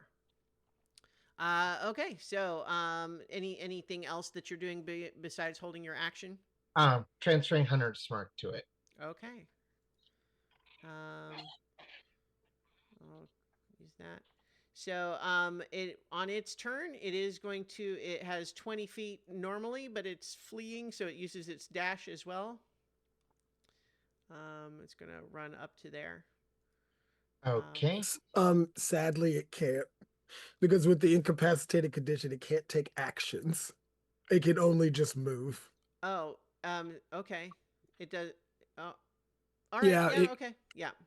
yeah. They can't. Okay, They that's can't. fine. Yeah, Yeah, that's it fine. So sucks. it moves to there, and it looks like it's trying to flee, but Yeah. it's staggering. And I think too that there's a degree of I mentioned before the idea that it's full of despair, but looking to make it your problem. Mm-hmm. Um, Now that it's turned, you're seeing that the angry part of it kind of fade, and it's just running in fear now. 18 to hit and 12 damage. Okay, 18 certainly hits. 12 damage. Oh, gotta remember Hunter's Mark. Okay. 2 more damage. All right. Okay. Nice. 14 total. Okay, but it is no longer turned. Yeah, so when you strike it, it staggers, but then sort of like it does that creepy thing where it's facing away from you, but it turns its head too far around to glare back at you. But it already used its turn to move. So Clem, it's your turn. Clem. Wow. Or How did I Clementine. not just Clementine. how did Oh, you didn't pick up catch on it that? until now. Okay. Wow. To be fair, Clementine is Clem's sister. So I have a whole thing. I have a whole Oh thing. jeez. I have a whole Yeah, thing. so Clem Jr.'s aunt. Yeah. Okay. Wow. Listen, it's going, and they all sound the same. That's the gag. Like there will be no difference in the voice. It will always be that voice, no Hey. matter who it is. When you find a voice you like, who's to let different individual people stand in the way? But yes, how far away are they? 30 feet. Okay. But of course you could move. Right. And I'm actually probably the hardest to hit of the bunch. I think I'm the Oh. hardest hit. My armor class is 17. Mine's 21. Okay. It's because I can use heavy armor, and I have a shield. What? And let's see. And I will use now. I don't need to move near him because I will use. They don't seem to be very dexterous, so I will do Sacred Flame. Sacred Flame. Indeed. All right. DC 16. DC 16 dex save. That's a 4. Haha! Woo! Let's see what you got. Hopefully it rolls better for me. Okay. Yeah, 18 points. Nice. That is a lot of damage on it. It is not completely destroyed, but it's really starting to come apart. I'm going to go ahead and say that there's an element where as it's struck by that and it takes the radiant damage, it had this malevolent like red glare in its eyes. And when you hit it with that, the red actually sort of flickers out for a moment, and it sort of like staggers, like suddenly it's like not just the damage, but like something has happened as the red flickers out, but then it returns. All right. Anything else All for right. your turn, Clementine? Could I take? Well, I'll have to wait till next turn because I don't think I use it. But I'm gonna Okay. take it. I'm gonna make an arcane check next time All right. to see if I know what that was. But yeah, I'll, that'll let, be use your I'll action? let you I'll let you make a check right now. You could okay. also do religion if that was better. Actually, you know what? That is better. Yes, it is. Hmm. I have proficiency there. Oh my god! A 1. Okay. Oh, Yeah. So I think that your initial inference here is that you know I you still feel bad. I still feel weird because I'm cursed, by the way. So I yeah. still feel weird. Right. I think that what your thought here is that like it's on its last legs. It's about to go down. Yeah.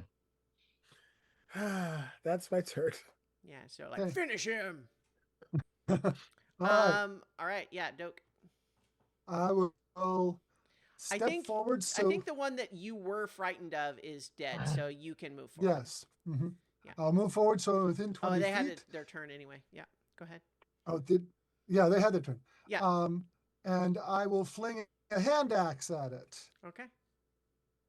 That is a 26 to hit. That will hit. Um, that does 10 damage. That's Yeah. like as heavy as one of my regular great axe hits. Yeah. Is And it still up? no, it goes down. But we're gonna briefly shift a little bit into cutscene mode here. I think the hand axe just takes it right in the center of the chest, center mass, of course, and it just sort of topples over.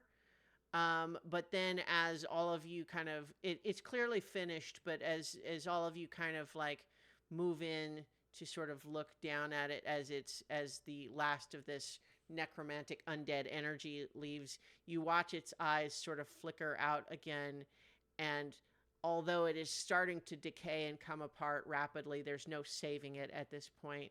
You see that the eyes that look up at you seem clear for if only a moment. It looks up at you, and then with one sort of still functional arm, you watch as it sort of reaches over, and on the floor in the frost, it draws 4 small circles, and then looks all up at all 4 of you really quick, and sort of a pleading expression before it dissipates and it's gone.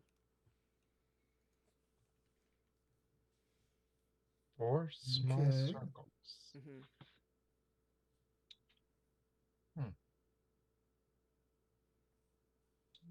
Does that mean anything to me? Well, someone can make an Arcana check if you like. If Not you're my proficient, bailiwick. you may make an Arcana check. Anybody here proficient? Nope. I mean, the closest I come is that I am an Eldritch Knight and have studied magic, and You can but I make. don't actually have proficiency. I'll let you make the check because you've like studied magic in that way. Okay. 13. All right. Oh, and we got a. You know what? Hold on. We got a Oh, 19 is there a good from roll? Clem. Clem got a 19. Okay, that's yeah, fine. Clem a Yep. 19. So I think that you have, as you've been coming up to this place, have recognized that there's just a really heavy magic permeating the area. It's not just that it's causing that larger effect of like can't light fires down in the town, but there's something in the area that especially like it got worse and worse as you went in, but then when you crossed the threshold, it was like even more distinct. That tells you that there is something specifically about the area. It's not just one like singular locus of effect. There's something that's amplifying it. And the 4 little circles might suggest that there are 4 pieces of whatever's doing that. Right. Seen this before.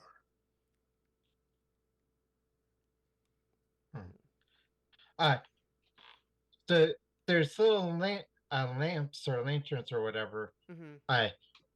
Are they burning they are arcane magical lights. They're not flames.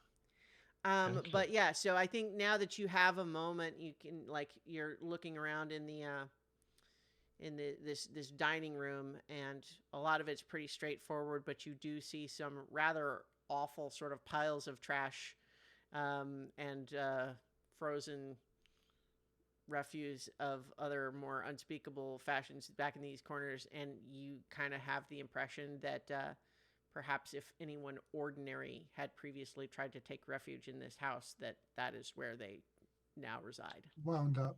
Yeah. Mhm. Yeah, gonna take a quick. Yeah, gonna take a little bit of a peek to see if there's anything obvious that is, you know, in. You don't see any Interesting. suggestion that there's anything of any use. Just perhaps Okay. at best remains that if you survive all of this, you can see to giving it some kind of a peaceful rest. How about let's poke in the doors here? Just Mm-hmm. kind of Well, take a quick peek in and see Mm. what's going on. Yeah. Yeah. Well, I heard a wait. Is anyone stopping you, or you're doing it? like let's get at least some backup in case something bad happens. Mm-hmm. Okay. Okay. I'm going to go ahead. Where's my reveal area? So for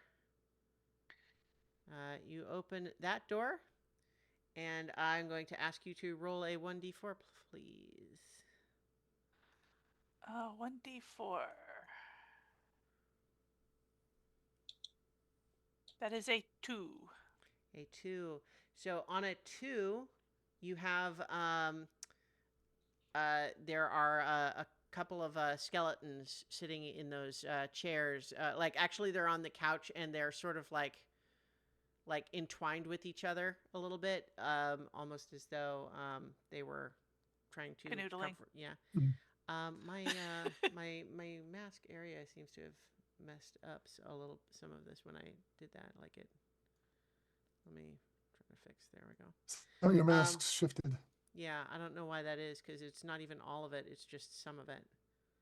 But in any case, yes. So, yeah, in this room, you see that there are some just remains of people who perhaps died there.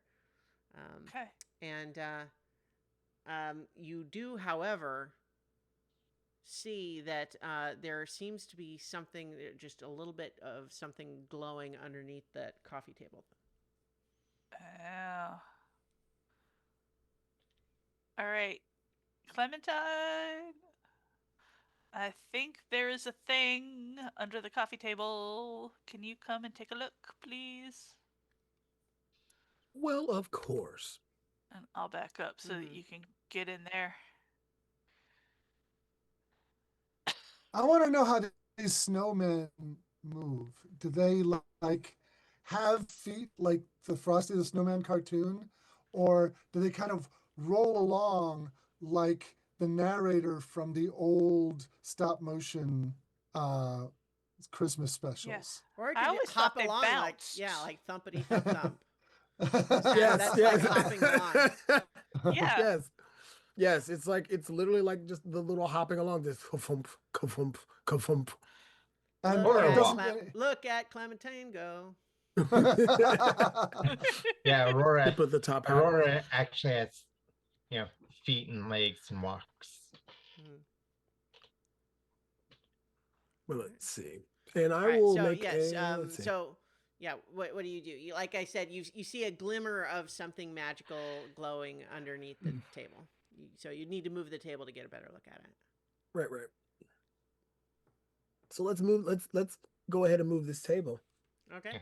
And- When you do, you see a what is very clearly a magic circle of some kind.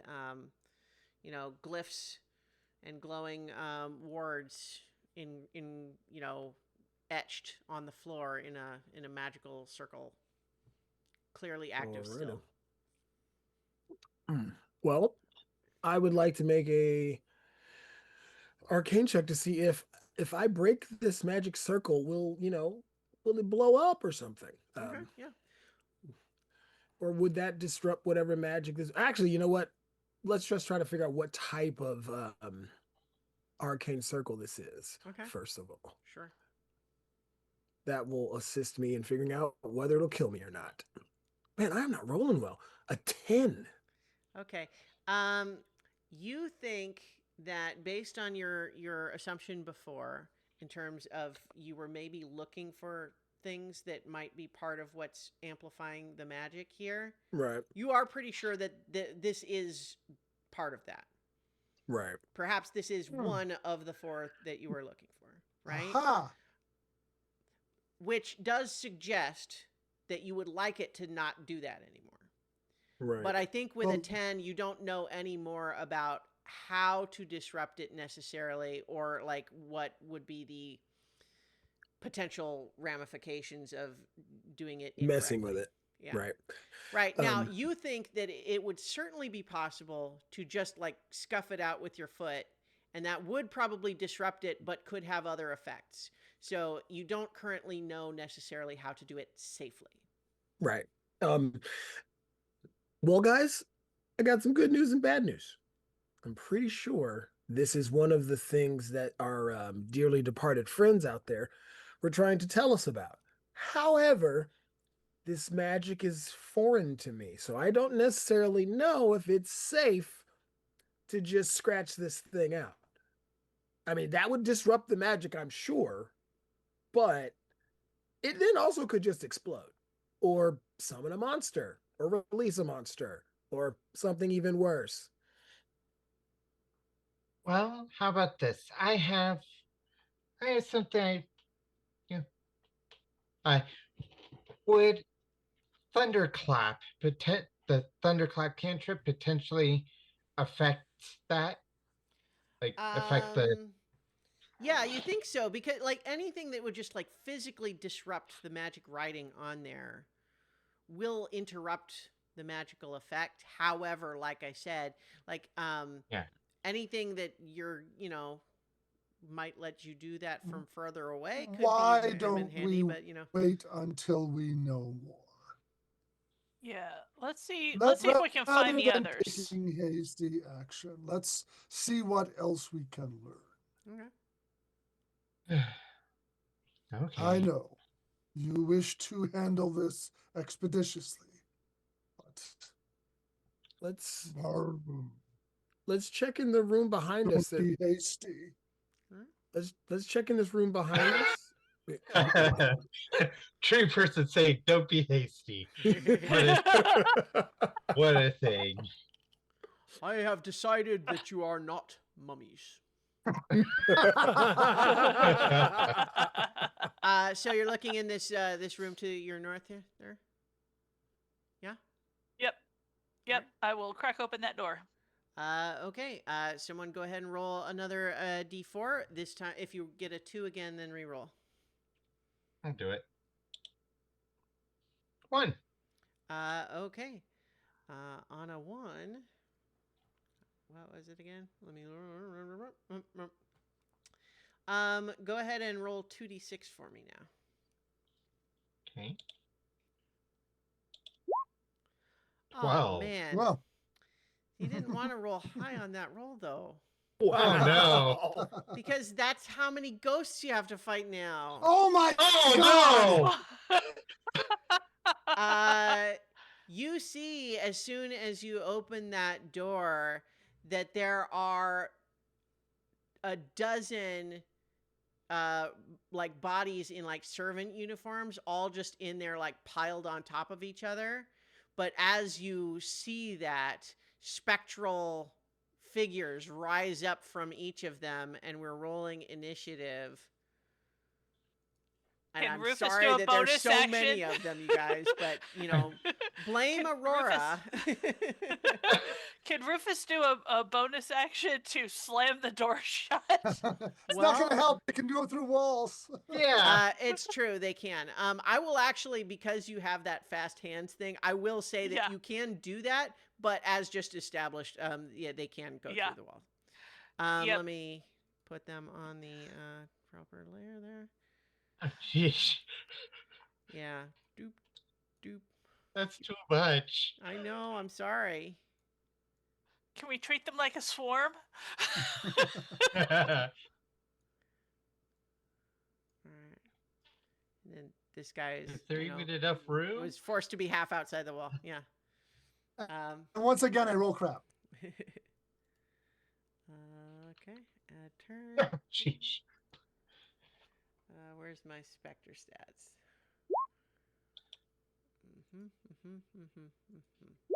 Mm.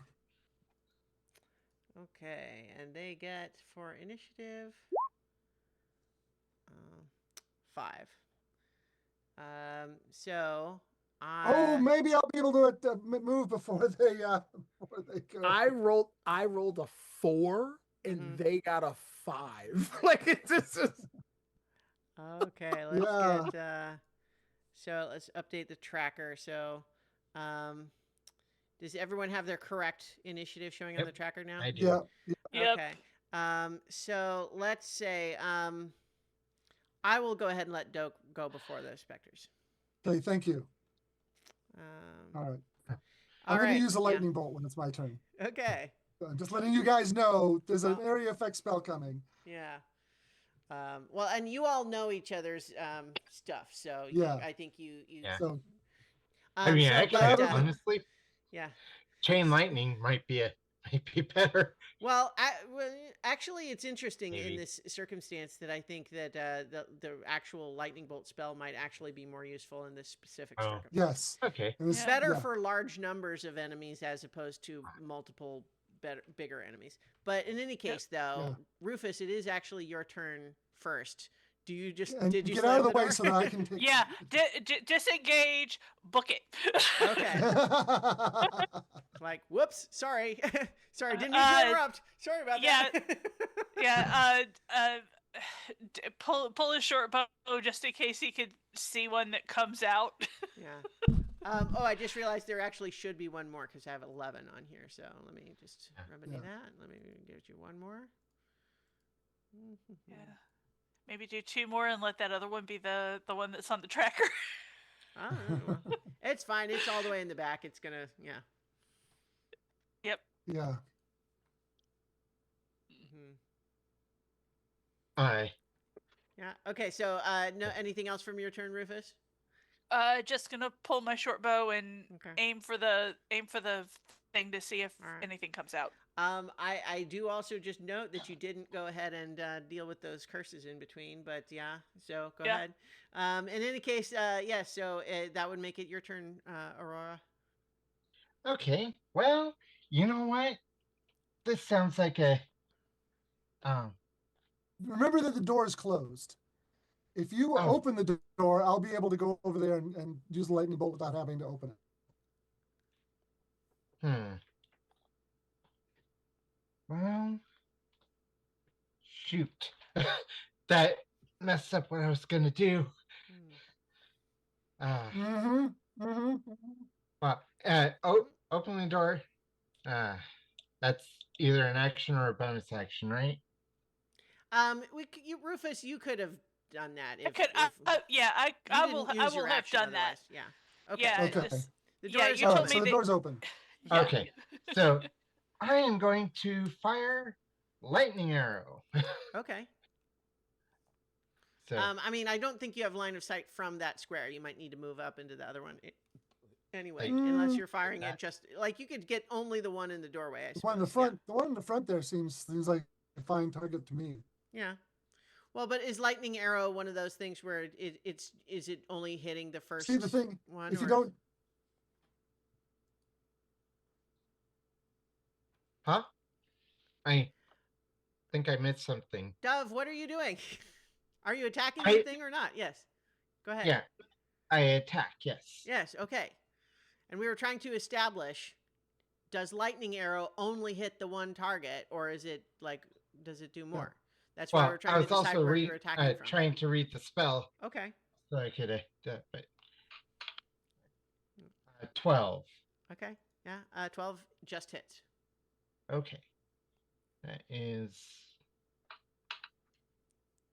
11 damage, and then it is lightning damage. So, one bonus action which you take immediately after hitting or missing with a ranged attack using a weapon. Okay. So, Right. ah, Yep. Got so, it. Yeah. so takes 48 lightning damage. Okay. Was that so? I Uh, I didn't do any of the damage yet. 15. Okay. 15 lightning damage. Okay. 15 lightning damage. I think alas, you discover that its incorporeal status makes it resistant to lightning damage. Okay. Well, but It will not take immune. 7. Yeah. Okay. And then there's some more of that. No. Okay. Each creature within 10 feet of the target makes a dex save. Okay. Dex 15. Okay, well that looks I'm going to rule that that doesn't include the people on your side because of the just the shape of the wall, the environment it's in. So I'll say that these other 5 guys in there will also will make the dex save. And you all don't have to do it. So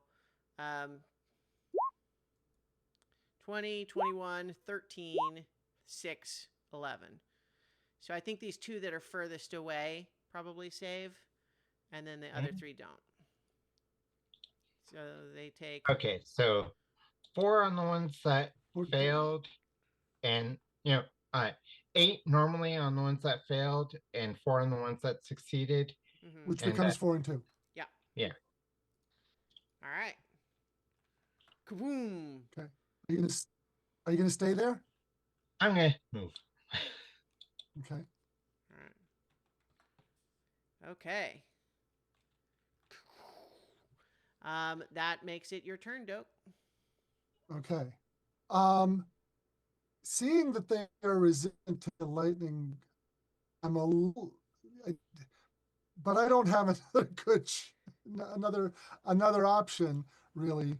So I'm going to use a charge from my gold rings of might and fire a lightning bolt down that that room. There's right. very little else that makes any sense. Yeah. So that's going to be you know, dex save for them. dex save 15. Yes. Okay. So the saves are from top to bottom, just in sequence. 20, Okay. 21, 13, 12, 6. Pretty good roll on the 3. damage though. Okay. 37. So that Okay. is What was the 18 or save 9. they needed? 15? That means that 15. only the 2 at the top make the save. And then 37 lightning, so that would Becomes be 18 or 9. 18, right. Okay, 18 damage even if they are if they save. Resistant. Yeah. Yeah. So 18 if they don't save, 9 if they save. right. So this one is dead or destroyed. This one is destroyed. This one is nearly destroyed. This one nearly destroyed. The 2 up at the top damaged, but not as much. Okay. As a bonus action, I'm going to cast magic weapon on my great axe. Okay. Yeah, I think that makes sense because we usually have this like restriction of spells, but that was a charge from a magic item, so it was use a magic item as opposed to casting a spell. So I think that's cool. Yeah. Okay. Are you otherwise staying right where you are? Yeah. I'm drawing aggro. Okay. Yeah. So I think that you're going to get what you wanted in that regard. So I think that they're going to just come right through the walls as previously established, right? So and they have 50 feet of fly movement. So you're basically going to all just get swarmed here.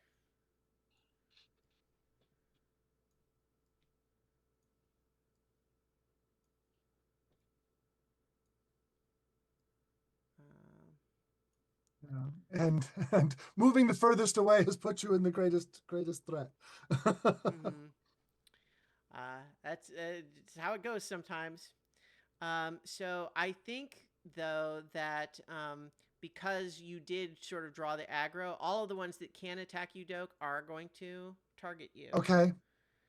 Okay. So that's 4 of these attacks coming your way. These life drain attacks. It's a Okay. 22 to hit. I will cast shield. My armor class is 23. Okay, nice. That one just got a 24, which is a crit. 13 and a 21. So only the crit will hit. Okay. And that's 13 necrotic damage. Mm-hmm.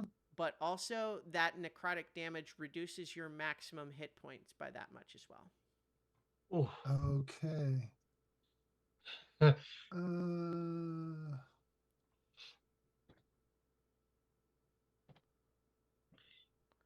All right. What level of cleric do they get? Destroy undead.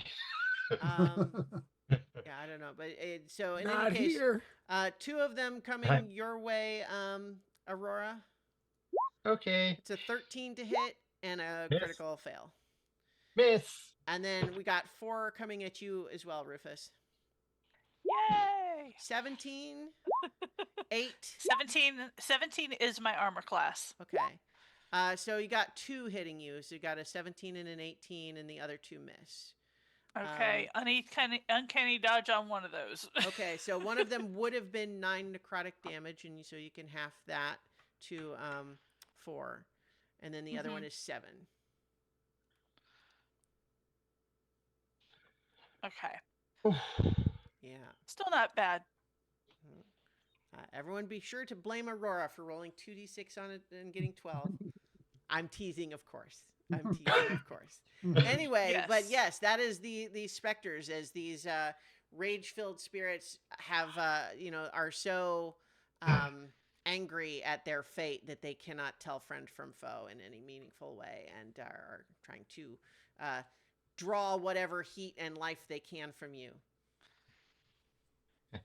Well, it's Right. it's not like having a player roll the attack from their own from a trap they just triggered, Yeah. and them actually getting a natural 20 on it. Mhm. So that makes it your turn, Clem, to finish that first round. Alrighty. So, yeah. Let me make sure they all can see me. Mm-hmm. I think I think more or less they can. There might be some that are kind of around the corner, but. And again, you see Clementine raise her hammer up high and says, "By the High One Splinter, be gone!" and will turn undead. But I will also, upon this, do Seer Undead. Whenever you turn undead, any undead that fails its saving throw takes 4d8 radiant damage. This damage doesn't end the turn effect. Nice. That's very cool. That is nice wording. Okay, go ahead and roll that damage so I can know, like, as I determine which ones pass and which ones fail. Yeah. We can do that damage. Okay. Did it not roll? Oh, it didn't roll it with it. Okay. It put the text of it, but not the die roll. Yeah. Okay. Where did you go? There it is. So it's 48. Roll it, and that will be. Okay, that's not too bad. 16 points. Okay, nice. So I'm doing the wisdom saving throws, and I'm doing it from left to right, top to bottom. So that first row on the top is in that order. So wisdom save 17 and 15. What did they need? 16.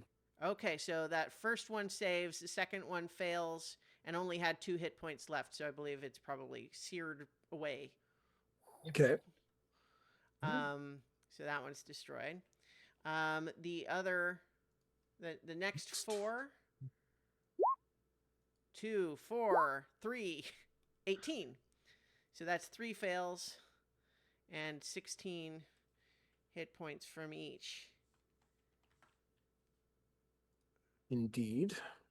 and they're turned. And that one is destroyed. That one is turned. And then that closest one is not turned. And then this next row, those two. 4 and 7, they're both going to fail. That one is destroyed. That one is not destroyed, but is turned and very badly. Not dead, but I'm very badly burned. Did get. And they only take the damage at all if they save or if they fail, right? They don't take any damage if they. No, there's okay. if they pass or Alright. save, they're good. All right, so last two, 19 and 3. So that one is not turned. This one is.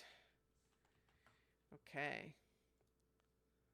All right, that was an effective turn. Indeed. Anything And So to speak. let's see. I Oh, think I got, yes. Aha. and I think I got one more thing in my bibber. One Who good all turn is not- deserves another. Who's not cursed, or are we You're all all- cursed? you're We're all all cursed. cursed. We're all We're all cursed. cursed. Okay. All cursed. Well, Well, the good news is that these things can't recurse you. right. Right. So yeah, I don't. Oh, actually, no. As a bonus action.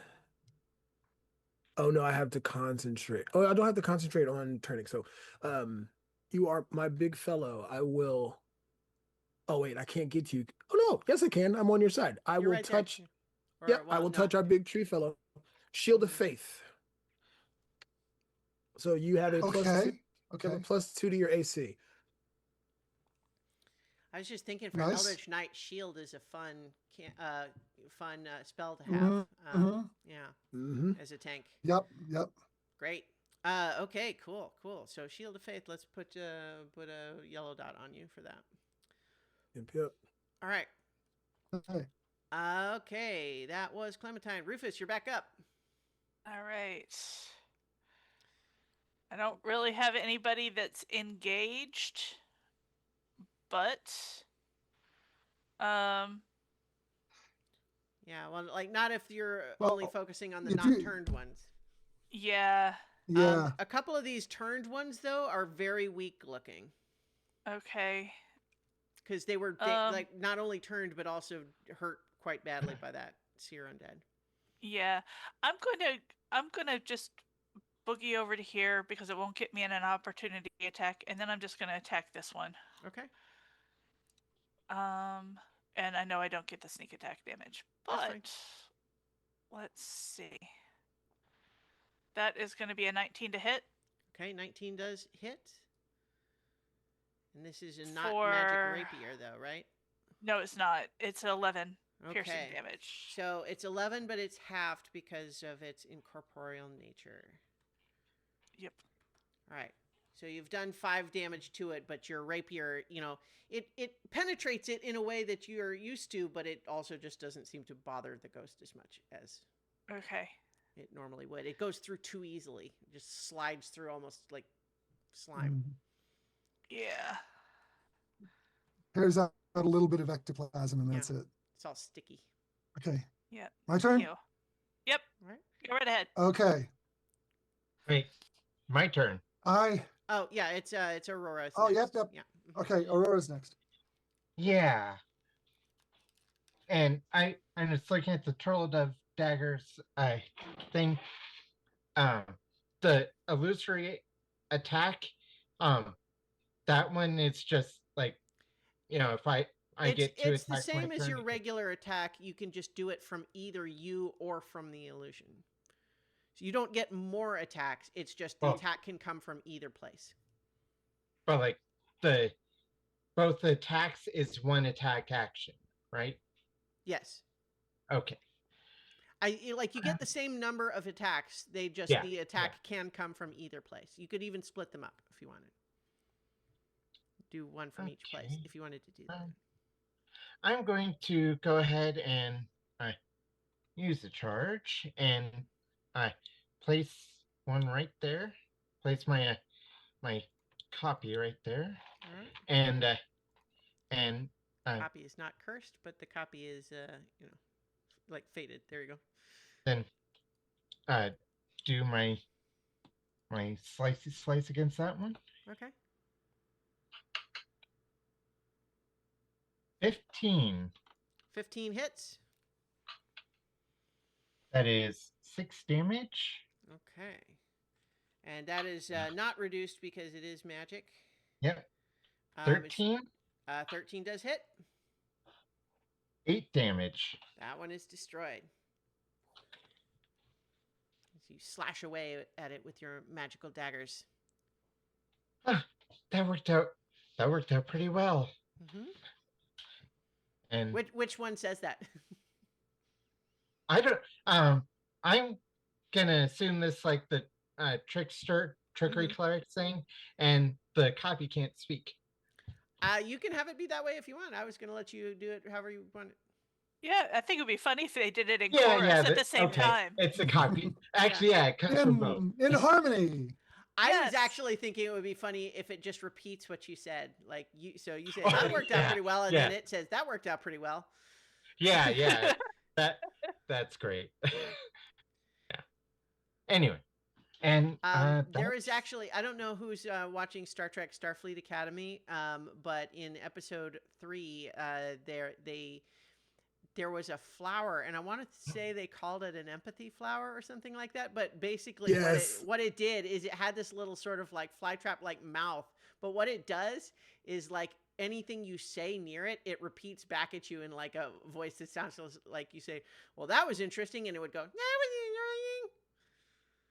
like a mocking. That was probably Like a my mocking. favorite episode, by the way, Yeah. of that series. I really liked 4 even more than that one, but I'm enjoying the show quite a bit so far. I'm gonna have to catch up with that because they spread them out. It came out Wednesday, and then the next week it came out on a Thursday. I was like, Is that right? Well, in any case, Yeah. 4 Yep. focuses on Jaden, the Klingon, so it's great. Anyway, Ooh. yeah. So, Okie doke. but yes, we're playing Dungeons and Dragons though, and yeah. So, in fact, actually, just check in as far as time. Does anyone have like a hard out? We're already past when I should have been done, so it doesn't matter now. Oh, okay. All right. Let's do Well, it. so in any case, it sounded like did you finish your Let's turn? finish this fight. So Aurora finished a turn. Doke's turn. Yes. Okay. This one that's turned to my left, how weak does that look? This one here, very. Yeah. Okay. I'm going to attack the I'm going to attack the one directly to my left there with the great axe. Okay. There's a +1 on this because it's got magic weapon on it. That's a 15 to hit. Hits. That's unfortunately only 8 damage. Should it not be? Right. No. Yeah. No. Right. 8 because of the spell. That's right. Yeah. Okay. Yep. But that 8 does its full effect though. Okay. And I'll smack it again. The same one. That's a 12. Yep. Were you Same not doing one. your cleave effect? Or Cleave only. Oh, yeah, you're right. I do get the cleave. yeah, I wasn't sure why. So Yeah. yeah, a 12 against the other one. 12 also hits. Yeah. So that's 10 damage against him. That one is destroyed. Okay. Let's see. Between the two that are there, which one looks stronger? The one that's immediately to your left has fewer hit points. Okay. Has fewer. Okay. Yeah. Then I will use the dissolution cantrip on the stronger one. Okay. What does that do? That's a new one, I think. That's a new one. You touch a creature or non-magical object and break the target's substance down to its most fundamental components. Make a melee spell attack. On a hit, the target takes force damage and its AC is reduced by 1 against the next attack roll made against it before the end of your next turn. Oh. And at level 11, it does 3d8 damage. Okay. nice.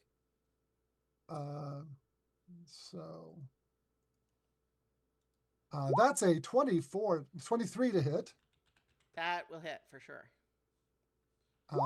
So that is 12 force damage. 12 force damage to that was to the stronger one. Yeah. Yeah, yeah. So it's not destroyed, but that's a significant hit for it for sure. Okay. I will hit it with my great axe. Okay. That's a 14 to hit. You know, I think that I'll say the stronger one is kind of half through the wall, just because otherwise it's technically would be like around the corner through the door, right? So but I'll allow it. Okay, well, It's fine. We you don't know- let's don't forget I said anything. It doesn't matter. It's fine. I'm going to step here. No, I'm going to step here because that's important. Okay. I'm going to swap out the cleave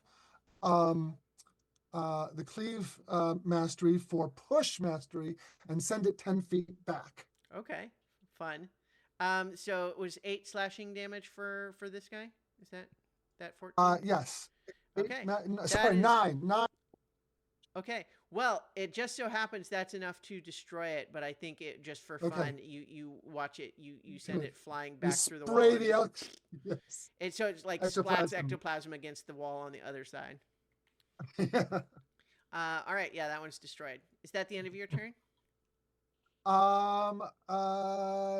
Yes, that's the end of my turn. Okay. So, it is now the Spectre's turn. The turned ones. Fly through the walls. Well, they're trying to just get as far away from Yeah. from Clem as they can.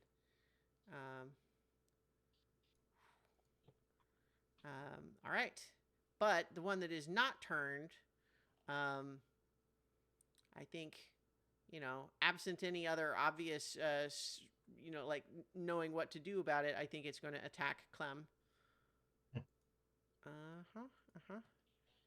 And it gets an 18 to hit.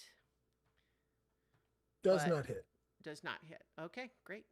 And so that is the end of the Spectre's turn. It is your turn now, Clem. And you all see Clemma.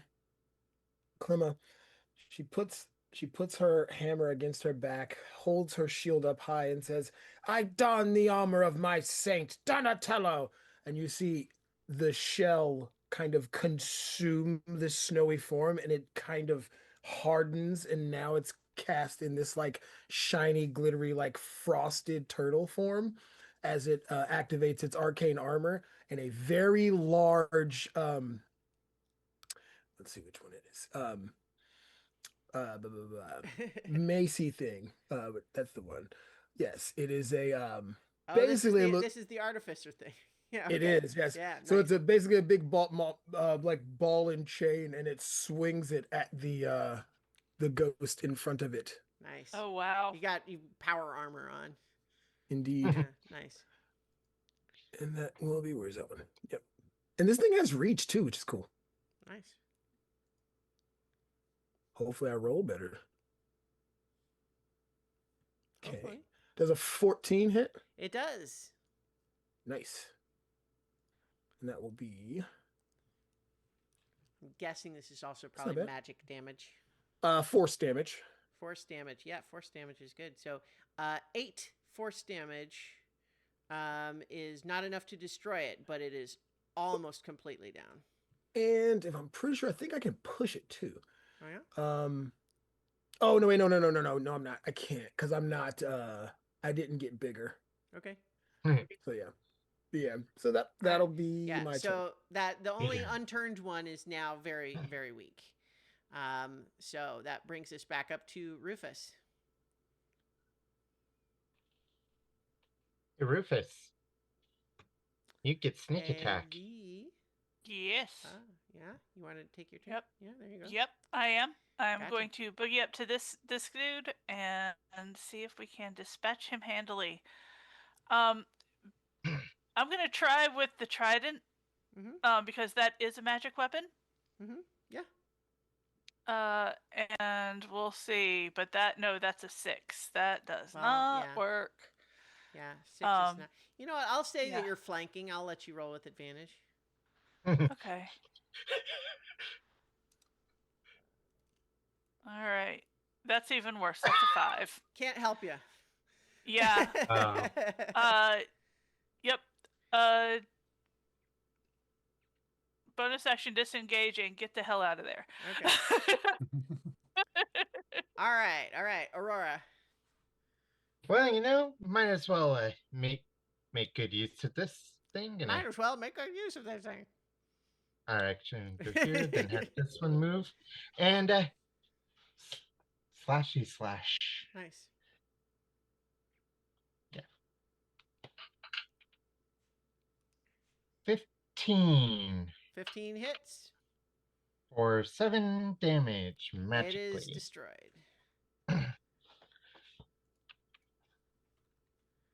Cool. All right. Okay, so that is your turn. The specters are turned for a full minute, I think, with turn undead, right? Yes, for 1 minute. So here's what I think I'm gonna ask just about that. I know it's your turn next, Doak, but just to ask the question of, they are capable of going through the wall, and therefore in the instruction they have to just keep trying to get as far away from you as you can, they will just kind of keep going, but also then eventually it does wear off and they might come back then. So I think it's a valid question of like, what do you want to do about that? But in the meantime, though, it's Doak's turn first. Yep. I was wondering if in when they need the line of sight of what turned them, does the turn end? No, it's not like frightened. I think it lasts for a minute. Yeah. Okay. Yeah. Okay. So I'm going to move my 30 feet up to the edge of the table there and fling a hand axe at the closest of the specters. All right. This is at disadvantage because it is at long range for a hand axe. It's past 20 feet. But yeah. Well, disadvantage. 11 is not a hit. Sorry. Yeah. Does 11 hit? 11 does not hit. Okay. As a bonus action, I will call it back and then flinging it again. Is this a magic hand axe? It is Eldritch bonded. Knight. Bonded. Cool. Yeah. Eldritch Knight bonded weapon. Nice. Does that make it do magic damage? No. Okay. But that is a 20 to hit. 20 will hit. See if you can do enough. So 9, but because it's not magical, it only does 4, which means that it is not destroyed. However, it does break the turn. Right, which was what I was intending to do. Yeah. And I will take out another hand axe and fling it at the next turned one. Is that 3? You have 3 attacks? I have 2. I have 3 attacks. I flung at one, missed, called it back, flung at the other, hit. Now I'm pulling out another hand axe. Gotcha. I was just checking that you had 3. That's all. Yeah, great. Yep. Oh, natural 1. Okay, yeah. Ooh. Okay. I think so I think it ends up hitting the wall and ricocheting back at you, and like it's not gonna like hit you and do damage, but I think you have to duck and go like, whoa. Yeah. I like to imagine it skitters to stop at Aurora's illusory form, and the illusory form just looks down at it and then looks at Doak. Like, all right. So that is the end of your turn? That's my turn. Okay. Well, 2 of them go through the wall and out of sight. The remaining one that is no longer turned is going to come and try to attack you with its life drain. Doak only gets an 11 to hit, though. Nope, does not hit. All right. Okay, so Okay. Clementine, your turn. Alrighty, let's see. Clementine will come up here. Boom, boom, boom, boom, boom, boom, boom, boom, and whackety whack with the very large glowy Macy. Nice. And actually, let's see. Can I do that?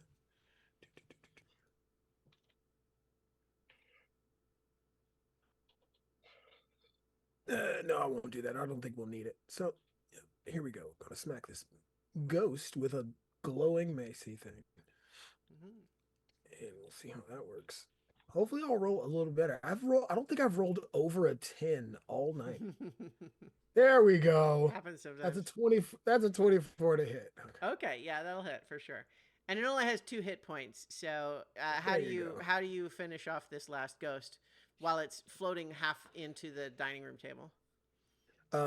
In the to oh, there's my alarm. To quote the great Optimus Prime, I spin it over my head and say, "One shall stand, one shall fall." And I slam the mace down and disperse this ghost. And the And then narrator as observes that there's actually 4 of you and there were way more than one of them. But, you and know, then, it's still cool though. yeah, and as they see that I finished it off, I say, "I thought you were made of sterner stuff." To finish the quote. Nice. So I think with the other 2 having fled out of sight, we would consider the initiative over. However, you would all be aware that there are 2 more that may eventually come back. Show up at some point. Yeah. Right. But so I think that, you know, we're obviously not done with the adventure yet, but we could go ahead and end here and resume next week. Yeah. So Yeah. let's plan on that then. And so thank you everybody for listening and or watching. We will return for more adventure on so many levels. Oh, many Ooh. levels.